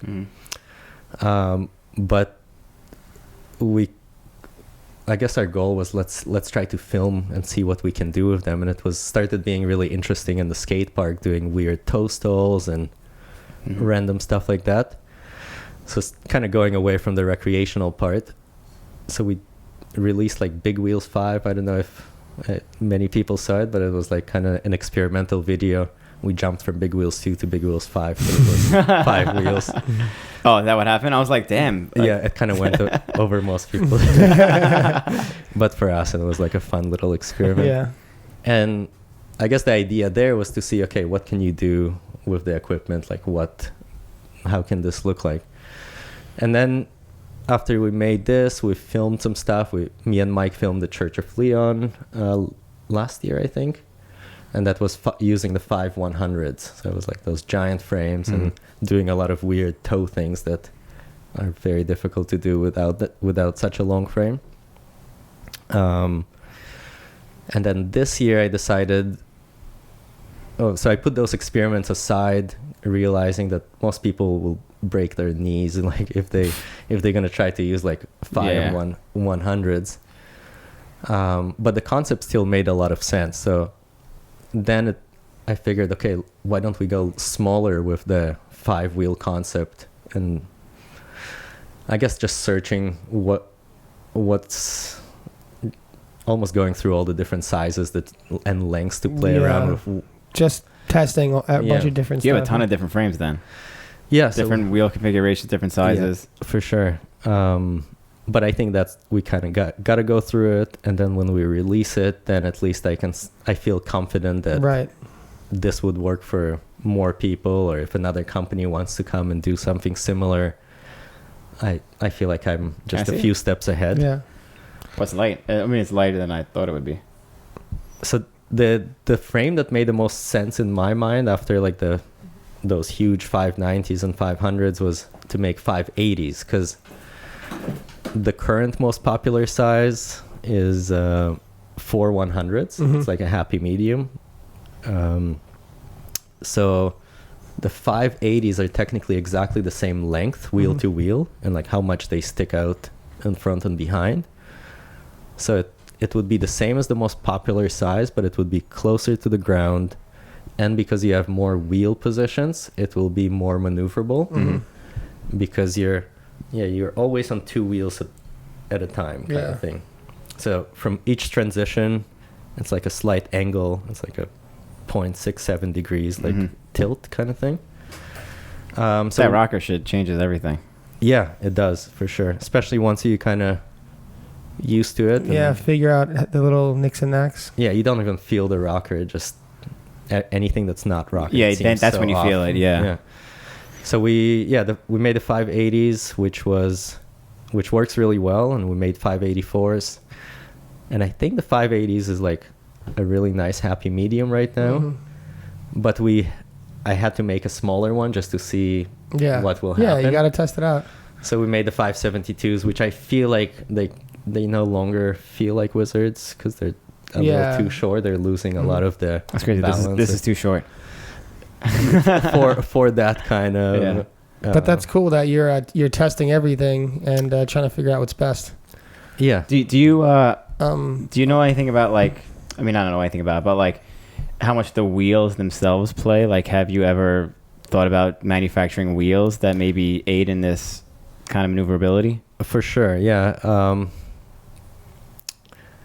The thing with wheels, I always thought that would make sense to have our own wheels, but I'm more with the idea that if someone does a good job with making wheels, I'll let them continue do it, right? Yeah, so you could focus on this. Exactly. Yeah.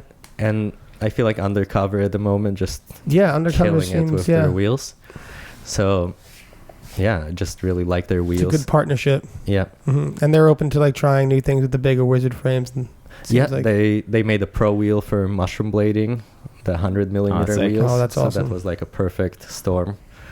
So it was like we had our size and we had our frames, and so the undercovers work really well, and they're constantly improving their cores, and I don't see myself being able to catch up to anyone like that. But I am trying to kind of make our wheels through them. Yeah, have certain exclusive wheels. So you haven't noticed like any sort of like wheel technology that would change this or anything like that? Like how you could have said the same thing, that ground control makes a great frame, why make another frame or something like that, you know? Mm-hmm. But you still went and made this. Like there's nothing that you notice in the wheels themselves that you could change?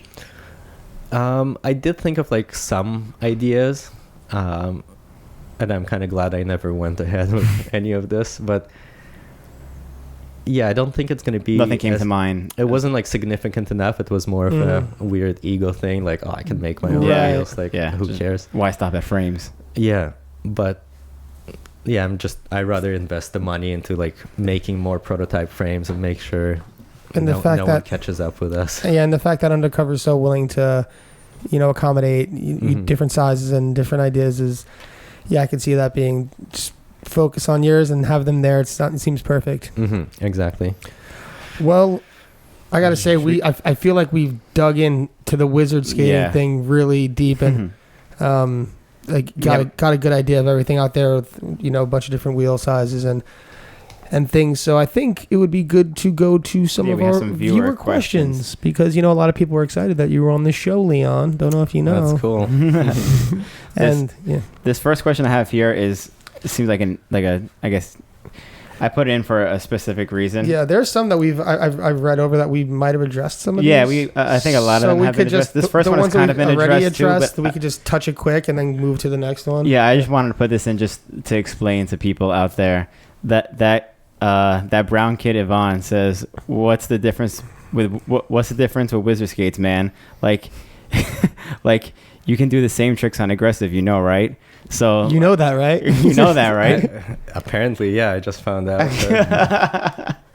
No, but we kind of went over explaining why you can't do the same thing, and not can't, but it's a different feeling. Exactly, yeah. And I definitely think that you can, but it's easier to learn all the techniques with them. So with aggressive skates, it's more of you gotta know the trick first, and then you know how to compensate for. You gotta be a really good skater to do it with equipment that's essentially making it harder on you to do those movements. Yeah, it's like trying to do grinds with exactly to do grinds something with like wizards, that. Yeah, and it's fucking fly. So it opens. It mainly opens the door for other people, but I would refute this statement, because I think that it makes aggressive very different. Like in like how quick you can turn, or how quick you can stop, or how it does open the door. Like even like I noticed on like the second trick in the trailer that for your podcast, the Jump Street one, like you jump on a ledge and then right after you come off it, you turn super quick to get back on it. And I think that those are the little small dynamic things that can make a difference. So that's what I would say from not being on the outside. I totally agree. Yeah. So you can, when you put if you put like a regular frame on, I guess a regular aggressive frame on, you could still gazelle and stuff. Yeah. Similar. And I for I wouldn't have as much whip though. Like, yeah, I'm sure the whipping is there, but you still know the movements and techniques and stuff. You know how to compensate essentially. Okay. Like same with an anti-rocker setup. How do people actually turn? Yeah. Like there's a slight lift of wheel or like slight disconnection. Do you rock like a anti-rocker frame now and then just to be like, what actually, because at first when I started with the Wizards, I would constantly try to find that happy medium. Like, I want a frame that can do aggressive and can do all this stuff. So I would try to have like more flat setups with rocker. But then the thing I enjoyed most is going to like skate shadows with, create originals with no wheels in the center, because that's how I used to skate. Complete opposite. Yeah, because then it's just like perfect. I'm not worried that I'm gonna get stuck on anything. I can like steeze out all my tricks. So you can still ride a freestyle frame, no problem. I was never into a freestyle frame. I enjoyed like space. I enjoyed the space. Like not having the wheels in the center kind of seemed like lighter and like a mook. Do you mean? Is that what you mean? I would always like skate, let's say creates, but I would have it anti-rocker, but it still has the groove in the center. Yeah. Okay. Or like use the blocks. Yeah, I did use the blocks before, but So that's crazy. You used to ride freestyle. That was like your style of skating before you ventured into this realm. Not freestyle, but like not the freestyle frame, because I always feel like that. I didn't. Anti-rocker. Yeah. Well, no middle wheels. Exactly. Yeah. Which is so weird. That's an opposite. You're saying you did have middle wheels. No, right? I think that's why I'm confused about too. I think what he's saying is that he did have middle wheels in, but the space that he's talking about is the space of the H block that aggressive provides, right? No, you're talking nothing in the 2 and 3. Yeah, I would take the middle wheels. Oh, you take them out. So it is free. Okay, but it still feels like a anti-rocker setup. Okay, because compared to a freestyle setup, the freestyle setup has a deeper groove. I gotcha. So I still want to be able to. That's why I was confused. Okay, got it. Yeah, because I would just call a freestyle frame anything without the wheels in the middle. But you call it only like the mook style is freestyle, right? Yeah. Who else makes frames like that though? That would be. I guess who else was Caltic was making freestyle frames. Mooks not create. 50/50 was making freestyle. Okay. So you were riding freestyle, but with we regular had them at Create. Create has the blocks. Yeah, but those aren't like freestyle frame. I mean, I don't blocks. know. I don't know. That was the perfect. You know what I mean? Just because they have the room for a second and third wheel, they're not called it. Okay, that's what the confusion was. Okay. That's a the weird next turn. question. Yeah, go on. It's from Trash Sex. Ooh. Everything that we see you do, most consider mind-blowing. What do you consider to be mind-blowing or kind of skating? What's your favorite that really... I like that question. Oh, nice. Blows your mind. Colin Martin at the moment. He's on another level way at the out moment. Of the box. Yeah. Yep. My homie Danny Beer. Danny Beer's killing. Yeah. Who else? I'm sure Nemo, probably. Nemo, for sure, yeah. Mm-hmm. Yeah, you figured out. Yeah, Danny figured out my taste. Yeah.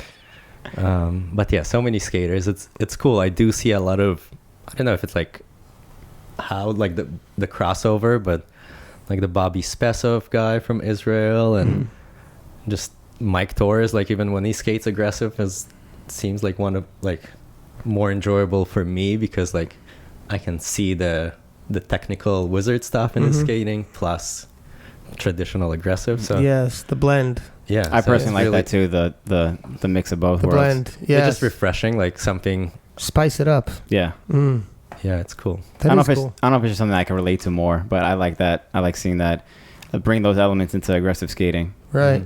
I do like that. Yeah, for a second, going back to the question of like the difference between the two, at some point I thought of the wizard frames as almost training frames because I noticed a lot of the guys like Grant, for example, he got into the wizards. Grant Hazelton, who skates for Roses now, or Stu Brady, like he was on wizards, and I kind of saw those guys go back into aggressive and skate better than ever. So it kind of felt like maybe it's like a good training tool for aggressive skaters. Because it does develop. It's like if you skate a mini ramp and you never skated the mini ramp, you'll be a better street skater for sure. I don't know. So yeah, it makes perfect sense that way. Well, just I've noticed that as well with people who ride the frames too. Number one rule in life: don't knock it till you tried it. Yeah, pretty much. One. Have you ever tried the Wizard frames, Fish? Yeah, I haven't. No, I don't think I have either. Have I ever tried your skate stores? I don't know. I've tried something similar. Like Kyle Sola used to have a pair. Like they were like $2,000 5-wheel speed skates or something like that. That were just really low cuff, amazing, and yeah, I've tried those, and they're like, if they didn't have wheels or anything, they'd be like really nice shoes. They were like leather and right. Yeah, so they're just like super expensive, high end. I think it's rollerblade. I could be wrong. Speed skates, but yeah, those things are awesome. They just move. I was like going down. I got from like Union Square to like 34th and Park Avenue in like 5 minutes. Like, but I've never been impressed with that for some reason. Like riding, I tried like the. Have you tried the it? Big 3-wheel joints, not like that, not like a 5-wheel speed. I don't like. I'm not big on the 3-wheel, but the speeds. It's just it's not my like what I've grown to like. I've never owned a pair, so I haven't got to experiment that far into it, but like just trying, I'm like, oh, this is cool. This is interesting. Yeah. I wish I had a pair, but I don't have an extra $2,000 laying around to go get a pair with. But I seen like a lot of those skates, not the speed ones in general, but like rec blading. But this is accessible. Yeah. But like rec blading you would say like as a means of transportation, I guess, or exercise, something like that. I have like almost no interest in using skates for transportation, skating like miles throughout the city or whatever it is. Like that aspect of it never. Yeah. Like when people are like, oh, but you could skate around in these. Well, if you live if you live in like 23rd and Park, it might be different. Yeah, you know, you might be like, oh, I gotta get to the west side real quick. I like just hopping on my bike though. And there you go. Well, there you go. Yeah, everyone's there's like a different thing to different strokes for different folks, right? This isn't like that. I'm just saying that people have tried to like sell that to me too with certain frames, and I'm like, no, it doesn't. That part doesn't interest me. So, is nobody else making a frame like this? Yeah, like with rockering and stuff like that. Is no one else doing that? The first ones were K2. They made the R100. Okay. And so it's similar, but they're rockerable, so you can have them flat or you can have them rockered, and you can have them either kind of. K2 has those 6 positions. So you can play around with how you rocker them. They only made an 100 millimeter size, which is our happy medium, so it kind of makes sense. Is that an aggressor frame or no? No. It's not the one with an H block? No. Okay. Yeah, so it's just 4 100s close together, same as the Wizards. Okay. So that was the first one. It's a lot cheaper, like lighter and... Is it plastic or no? No, it's metal. Okay. But they mass-produced it, so it turned out a little cheaper. Is this a solid block? So is the machine out of a solid block? This one, so yeah, people always ask, but so when we were making a lot of our first prototypes, we would make it from a solid block, but over time we did make an extrusion, which is okay, because that would be expensive, right? Yeah, all the time to make it out of that. But even with the extrusion, like, yes, it brings the price of material down, because then you get, I don't know, 2,000 pounds of metal. Exactly, like, cut into like this channel. Yeah, it's not a waste of material. Exactly. But we still produce them in small batches. So like the price per unit, like for the kind of material went down, but then we're still kind of making them in pretty small runs. So it still costs quite a bit. Are they selling pretty good, it seems like? Better than I expected, to be honest, but not like they're really expensive. So I think at the moment they can, even if they were cheaper, I don't think they would sell more, and just kind of the people that want them will sooner or later get it, or try to get something similar to it, like the K2 frames. Well, where can you get them? Because I found as a older guy in skating, it's like, oh well, I don't even know where to get a lot of the stuff. So we're just starting to kind of figure our stuff out. We're pretty slow. But I'm kind of looking at it as a long-term thing. I don't want to make like mistakes. You're not in a rush, exactly, because you want to get it right. So Shop Task sells it, obviously. Thorough. Okay. Thorough sells them. Loco Skates just getting their first shipment now. Oh, cool.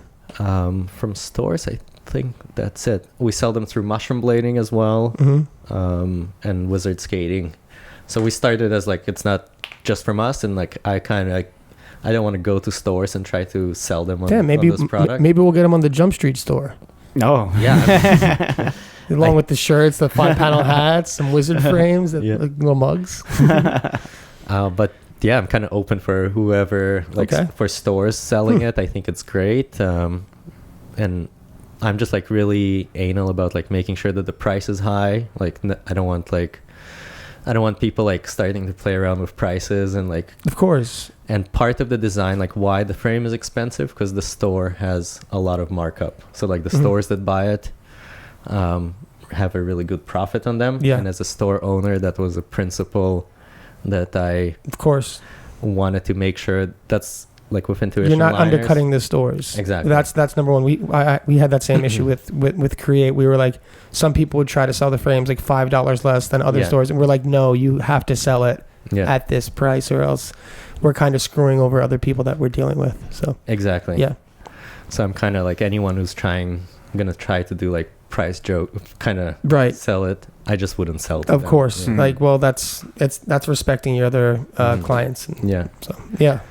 So yeah, and if I was to lower the price, then the stores would have no markup in the frames. They would have no. Yeah, that's the incentive that they actually get to make a profit on them, and that's how everyone gets happy. So yeah, I mean, I'm totally gonna get a pair of them because I want to try them out. Yeah, they look sick. Everything you make is like high end. You're proud of that? Yeah. Well, I just feel like I can't compete with, again, the same thing. I can't compete with like a company that has endless resources. funds to make like a cheap product. If you just have to do volume, so I'm just I'll only make high-end stuff. Market. That's true. Makes sense. That's cool. I like that too. Well, it's quality though also. And you make it in smaller boutique rounds. Frames. Yeah, exactly. Boutique frames. Very cool. Well, that's how you get to do it, because like you said, you can't compete with like the bigger companies because they can put out way more at a like cheaper rate. So the only way you can compete is making that niche boutique product. Oh, that's cool. Yeah, I never thought of it that way. And it also, like, we're still in like a experimental stage. So when we get the frames done, I take them to Canada. I get like a place that does the finish on the metal and then anodizing in Canada. Oh, so they don't just come out like this. Yeah. So that's not a finished product. I never have finished products on that kind of thing. Me and Mike were joking about it. It's like one day it would be cool to make an edit with like a frame that's actually available for sale. To have a finished product. Yeah. Oh, that's awesome. But those processes are really important for me because obviously our cost will over time go down. But I like having the price high, so that gives me space to, cool, we can use more expensive bolts now. We can pay an extra $10 for like bead blasted finish on the frame. To do it right. Yeah. So to make something, I've always said this about, because like I buy like 20 to 30 phone chargers a year because they're made to break, you know? And I was like, I would happily buy one for like $200 if it just never broke, you know? But you buy like these $10. I feel like I learned that a lot too. You buy these $10 ones and they make them to break and they make them to not last. I've learned that a lot too in my adult years. Like I'll spend extra money now for quality products. Sometimes it doesn't matter, but like a lot of the times it does. Yeah. Even like my shoes, like I've noticed that now. Like I'll spend extra money on a good pair of sneakers if they're super comfortable and stuff. And like these might last you forever. Yeah. Like straight up. Look at these. Like this might be a one-time purchase. Yeah, for real. Like that'll last you forever. It'll take a lot to probably to ruin these. Yeah. Sure, someone could do it. There's a lot of people that I'm sure out there up for the challenge, but yeah, we're still. There was, I think, one guy that bent the frames, but how? How did he? Yeah, I'm not get hit by a train or? I know, like I've seen people like grinding on them. Okay, so we were always kind of joking. Whoever breaks it can get a free one. Yeah, because it's so hard. Yeah, that's sick. I would be impressed. Yeah, I would be really impressed too. Next question. We're going to skip the third one here because we kind of talked about that already. Okay. Materialism Included asks, what was one of the most interesting things that came out of meeting Slow-Mo? Did he have any insights to share with you that you're still thinking about? Did you actually have, I saw that recently too, that it was like a picture of you in Slow-Mo. Yeah, I didn't even know you met Slow-Mo. Yeah, that was. Did you like hang out with him or like talk with him or whatever? Or was just like, hey, let me take your picture and bounce? So that was like, I did talk about the whole experience right after with Todd on the podcast. But the short story, me and Brian Long were in LA where Seba was moving their warehouse from Seattle to LA. So we came to help. And that was around the same time as Powwow. And Brian was flying back and I drove there from Vancouver. So I had my car, and powwow was happening kind of like next week. And I was like, well, I think I might as well just go to powwow and kind of drive across the country and then come back. And I had a couple of days to spend, like, when I was around LA. So I was like, well, I'll go along the beach and, like, try to go to, like, San Diego and, yeah, just hang out. Not, like, no plan specifically. And then I got to San Diego, which was kind of the furthest point. And just walking on the beach, it was, like, really busy on the sidewalk. And then I see slow-mo skating by, and I was like, ah! And that was like shortly after he made the podcast with mushroom blading. So I was like, wow, this guy is so interesting. Yeah. I have to talk to him. I felt like, it's meant to be. So I was like, hey, slow-mo. And trying to explain, I'm friends with Todd. He did a podcast with you. And he was like, okay, you want to take a picture with me? He's just so famous now. He's like, oh, yeah, it's going to Yeah. Yeah, so that's what I realized right away. I was like, no, I want to skate with you. I need to talk to you. Yeah, like, no, we're going to be friends. Exactly. I'm not a fan, we're friends. So he was like, okay, like, I'm like, I have my skates in the car. But, like, can I meet you here? He's like, okay, I'll meet you here. We ended up, like, he's saying, like, okay, at sunset, I'll go for another skate. Meet me here, kind of thing. Oh, shit. So I was like, oh, that's interesting. Like, no time, nothing like this guy. So you go on his schedule. Yeah, I was like, okay, sunset right here. So I got everything ready. Anyway, and then we went on a skate. He showed up. He didn't stand yet. He showed up. Yeah. There was a bit of a story before that because it's like, okay, I'll catch you on my way back. And then I waited there for like an hour and a half. Like, didn't want to leave because I was like, okay. Slow-mo time. Yeah. But then I ended up like not meeting him, and I walked further, had to go to the washroom. I was like, okay, I might miss him, but I gotta pee. Yeah. So ended up meeting him, and that's when he told me to meet him at sunset. Right. So then for sunset, we went on a skate, maybe like, I don't know, like along the path. It was really nice. And that's when he started kind of sharing a little bit more of kind of how to skate, which is really weird. How to skate, okay. Yeah. So we would like start skating, and he's just explaining how he would skate in slow motion and like just the movement in slow motion. He has like this whole philosophy of like, when he skates, because he was a brain surgeon. So he kind of understands how things work. So he said, try to like look at it through your left eye when you're skating, and all this like weird kind of stuff. What do you mean? Like close your right eye and do no, it, or like, but like when you're looking, try to like look through your left eye, because that connects to the part of your brain that's more creative and things like that. So I was like, kind of interesting. Wow, that is like, interesting. You want to basically kind of, his idea is if you're moving it doesn't have to be fast or slow, but if you're moving in a consistent pace, that kind of movement with some sort of like relationship to gravity or whatnot, and being like upright, it gives you like, kind of gets you in this like euphoric feeling. Or yeah, he's saying like, you see like those people on the bikes or those people on the skateboards, like, you know what they're hooked on? It's like they're hooked on that feeling of like that movement. Yeah. And that's like, people don't realize it, but when they're like driving a car or something, just being in kind of consistent acceleration, or can't remember the exact terminology, but I guess he gets in like an amazing zone when he skates, and he skates in like this flow, and very completely disconnects from, your regular problems. And so yeah, he's quite a hippie. So I definitely try to do more of that. And then I didn't used to listen to music before meeting him. So, or I didn't listen to music and skating. Yeah, of course. So he kind of said like, oh, you got to listen to music, and not just like any songs. It's got to be this type of music and like instrumental, and like really, and kind of think about it this way. So I started experimenting a lot when I got back home. Now I'm a little more normal. Yeah, but still, that's really cool. Why does it have to be an instrumental, not with lyrics? I could see being less guided by like someone's, I would guess, right? That it would be like someone like putting words in kind of defines the thing, and maybe it's more broad otherwise. Yeah, maybe. I don't know. You write your own lyrics in your head. Yeah, I don't know. There's some stuff I find where it's like sometimes when I hear vocals, I'm just like, I don't want to hear someone telling me their thoughts. I just want to hear the damn music. Like, I don't know. I could be wrong though.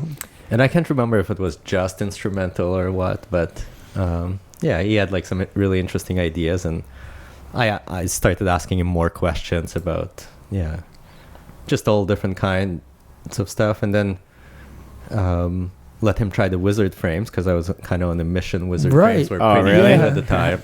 So I was like, I'm going to get slow-mo and wizard frames. That's perfect team rider.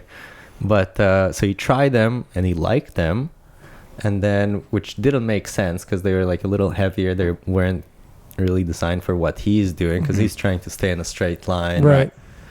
But then after he had my contact, so like we exchanged some emails. So he got wizard frames and he ordered a UFS boot from Aggressive Mole. What? And then he ordered like M12s. And then what? I didn't know any of that. I didn't either. And then, so we actually kept in touch, and like why did he get M12? Like, why did he get Aggressive Skates? I think he just wanted like to try something quickly because he tried mine, and then I was like, oh, I like it. I even have some footage on the phone of him like. Wow, that's crazy. But he's a super nice guy. Just this, and then it's a hippie. Yeah. And then like we kept in touch, and we had like a few Skype calls after. I haven't talked to him in a long time, but I was kind of in the zone of like trying to like make products and find like get his input of like how can a product be. I felt like he was maybe this like interesting missing part of the puzzle to how to communicate skating to the general public. Right. But yeah, I ended up sending him a wizard setup, and then he tried it. He said that it was too heavy and it felt like it was difficult to stop. Which is true, like because you're wiggling around, I guess, or well, I guess you're moving with like a little bit more speed. You just have to learn how to like on his K2s he had the brake on the back. I think he did anyway, but he didn't like how wobbly maybe it felt going like trying to balance on one foot going down. That would make perfect sense. I'm sure your legs would get tired having your leg in the air with a heavy skate. So I never felt like they would be for him, but I was just he's such a big person in that community that but I tried to pick his brain on like, oh, I think I can do this with wheels or this with that, and it's like, forget about this stuff. So that's like that he ordered skates from like Aggressive Mall, and that is sick. And then he didn't have anything to do with the skates. It's like when he ended up sending the wizards back. Oh really? But then when he sent it back, he also sent me the M12s. It's like, I'll just keep those. Wow. But yeah. Well, that's a cool little story. Yeah, I didn't know that. That's cool that he took a little dip in the aggressive world. Yeah.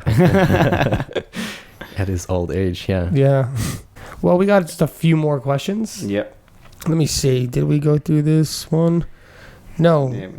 Vineyard says, what should all rollerbladers be practicing, in your opinion, to be able to have longevity in the sport? Well, outside of skating, they can anything that keeps their body moving. Maybe anything that doesn't impact your body too much. So you just want to work your body to a level where you're not hurting it. So I think yoga or swimming or walking. Swimming's big. If you got a pool or something. I need to find a pool.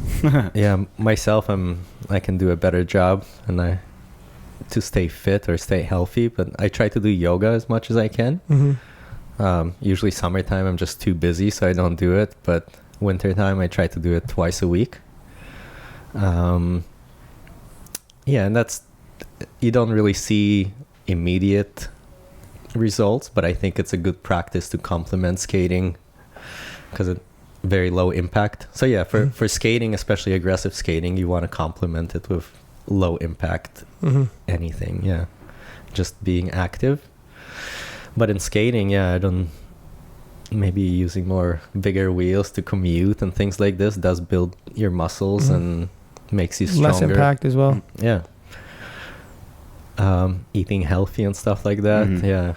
I'm definitely not the expert in but I always say it too, like the key to being able to be older and skate still is to be active, and it doesn't necessarily mean skating every day, because it's hard to do that, but like when I can, I'll ride my bike a couple times a week, keep like my legs moving, whatever this and that, stretch a lot. Skating obviously more often helps you because your body gets used to it more. A lot of people don't realize that when they start skating again when they're older, their body hurts more. And yeah, you're getting older, but it comes down to you skate once every other week, once every 3 weeks, so your body's just getting hit that much harder. Yeah. When you skate numerous times a week, your body adapts to it. That's why another reason why when you're younger, you can skate every day and you're fine, And that's like kind of like probably what I said when I skated after Woodward, I felt like amazing because my body was kind of in that getting used to it phase. So the impacts didn't really hurt my body as much, I guess you could say. But just staying active anyway. Yeah, keep moving. Don't stop. Your body will start to petrify. Yeah, when you're working 40 hours a week and you're sitting in a chair all day, and then you go bust your ass and go crazy on the weekend, of course your body's going to hurt. But if you're moving, you're running around, you're whatever it may be, riding a bike, this and that, like your muscles have to stay moving. Don't shock your muscles, Don't go from a place where you're just sitting around all the time to going nuts. Yeah.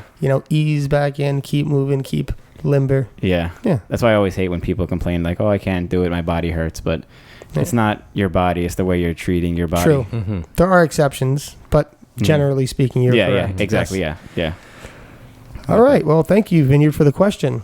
That's a good one. Yeah. We got a question from Dominic Bruce. I don't know if you saw our episode with Dominic Bruce, but Dominic Bruce, as seen on Jump Street podcast. Yeah. Episode 9. That's what he's known as now. Yeah. Dominic from Jump Street, episode 9. I actually met him in maybe 6 years ago in Winter Clash. He was such a little kid. And then I saw him in Woodward, this giant, massive. Yeah, I keep seeing him like because a lot of the stuff from him is from years ago when he was younger, and it's funny seeing him like that because he's the same person, just smaller. Right. Yeah. Same face and everything. Same energy. Yes. Yeah. It's funny, but so intelligent. It's so intelligent, amazing, very thoughtful young man. Yeah. He says. Can Leon center upon some of the central values that keep him investing his time and life upon blading? If skating was a lesson, what would it teach? Because you seem to be committed to, owning a bunch of shops, making frames. I think I've gone too far to change. To turn back. At this point. And I always look at kind of where is my time most useful for the people around me. And if I wasn't doing skating, I don't know if I wouldn't be great at other things. Like I put so much time and I don't know what else I would really do. Honestly, like I'm most productive staying where I am and just keep going. I don't mean to cut you off, but Lemmy from Motorhead has like a similar.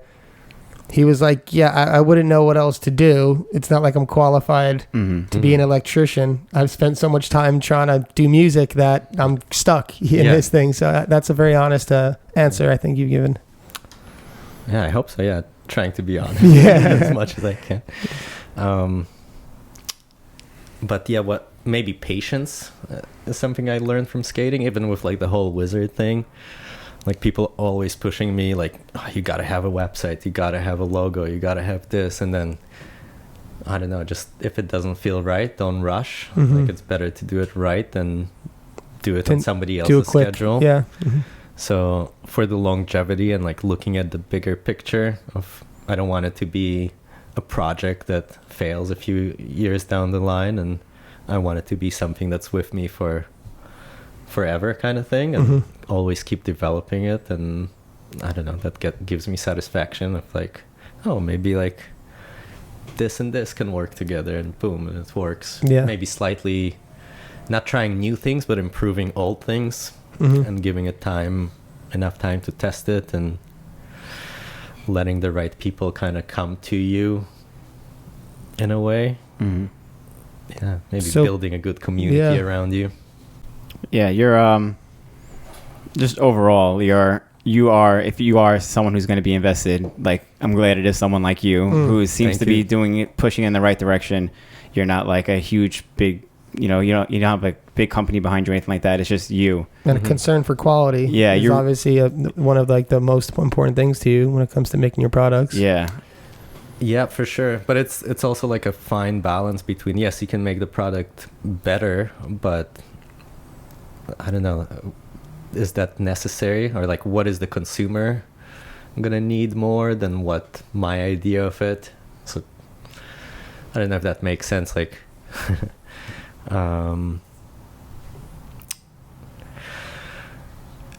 there is a limit. Like you can make the frame stronger, but no one is gonna like really. There's no need for that. Yeah. So I do kind of stop like where I look maybe at Adapt as like a company that would make products better than mine potentially, would put more work and more effort into like the craftsmanship and things like this, where for me it's maybe more of like a function and the end user, like the user experience is like what I'm really focused on.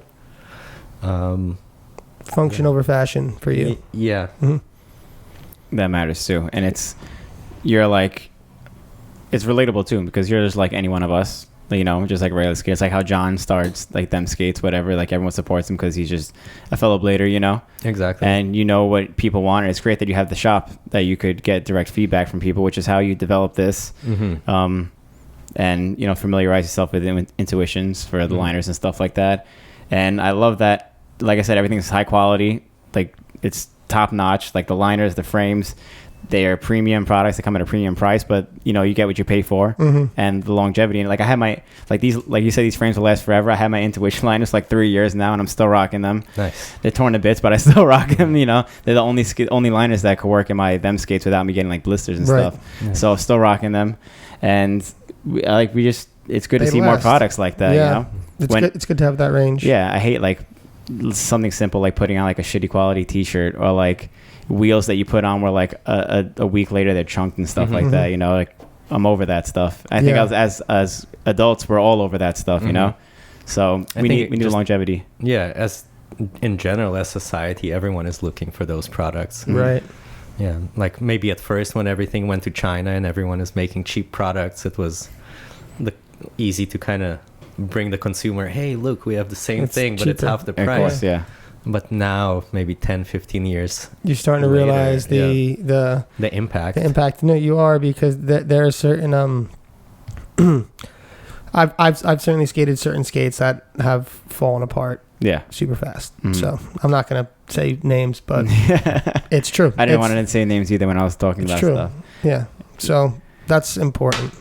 Is there anything else that you wanted to touch on, Leon, before we wrap up here? No, it was all, I honestly, going into it, I had no idea what we're going to talk about, because you guys are not big wheel guys. So. Right. Well, that's why it was such a good thing to have you on too, because you've been on other podcasts before, like Mushroom Blading and stuff like that, but it's like a bunch of big wheel people talking about big wheels. Exactly. Now it's like kind of different. Not that we're against it or anything like that. We just don't particularly do that. So, but it was interesting. Yeah. I mean, to be honest, I'm gonna try some Wizard frames, but I'm probably, you know, I'm not gonna be backsliding in them like Richie Eisler or anything like that. But like, I definitely am certainly interested to try it, and I think that everyone should, especially when you're getting a little bit older. You know, like just why not? Yeah. Right. Definitely. But yeah, I was actually pretty excited to have you on too, because I was like, oh, there's so much that I don't know about what you're doing. So I was happy that we got to. Yeah, same thing with me too. Like I met you before, but we never hung out or had like discussions or anything like that. And I was just really interested on like your aspects on different things in skating, along with like the frames themselves, but like the way you skate, the way you do, and your skating is very different, very unique. Like I urge anybody who hasn't like checked out any of your sections to really look into it, because I wasn't too familiar with this skating. I knew kind of, like I seen like Wizard of Wall Street and stuff like that, but when I really dug into like whatever you have online, like your full sections, and it was really, really interesting and completely changed my look on skating in a really good way. It opens up your mind to a different thing, and it wasn't as abstract as I thought it was going to be. It was very relatable, because like I said, you are kind of doing like a hybrid thing. So you take in the aggressive aspects, but you putting the big wheels on them, and it's just a whole different game pretty much. Thank you. That's awesome. Yeah. Yeah. Wizard of Wall Street is awesome too. Yeah. Really good. It's a really cool take. And I'm going to be sure to check out Big Wheels 5. Yeah. And also maybe I'm gonna look for 3 and 4 too. No, dude. That's when he gets the 3 wheels. You got to do go back to 3. It'll be 3. 1, 2, 5. It'll be 3. Like Star Wars, how they're all out of order. Another 4. All right, so everyone check out Leon's section, Big Wheels 3 and 4. Yeah, and it's really good. Yeah, and everyone, again, you know, we got to end the show with, please follow us on all of our platforms. You know what they are by now. Go on there. Give us at Jump Street Podcast, all the things. Everything. Subscribe. Leon, YouTube. we're looking forward to what you're working on with Taurus while you're here. Awesome. And thank you so much for coming on. Yeah. Thank you for making time for us. Really appreciate it. And keep doing the podcast. It's thank you very much. I love it. Thank you. Working on it. Thank you very much. All right, everyone. Thank you for joining us. All right, now we have outro music. Play the outro music. We'll see you next week.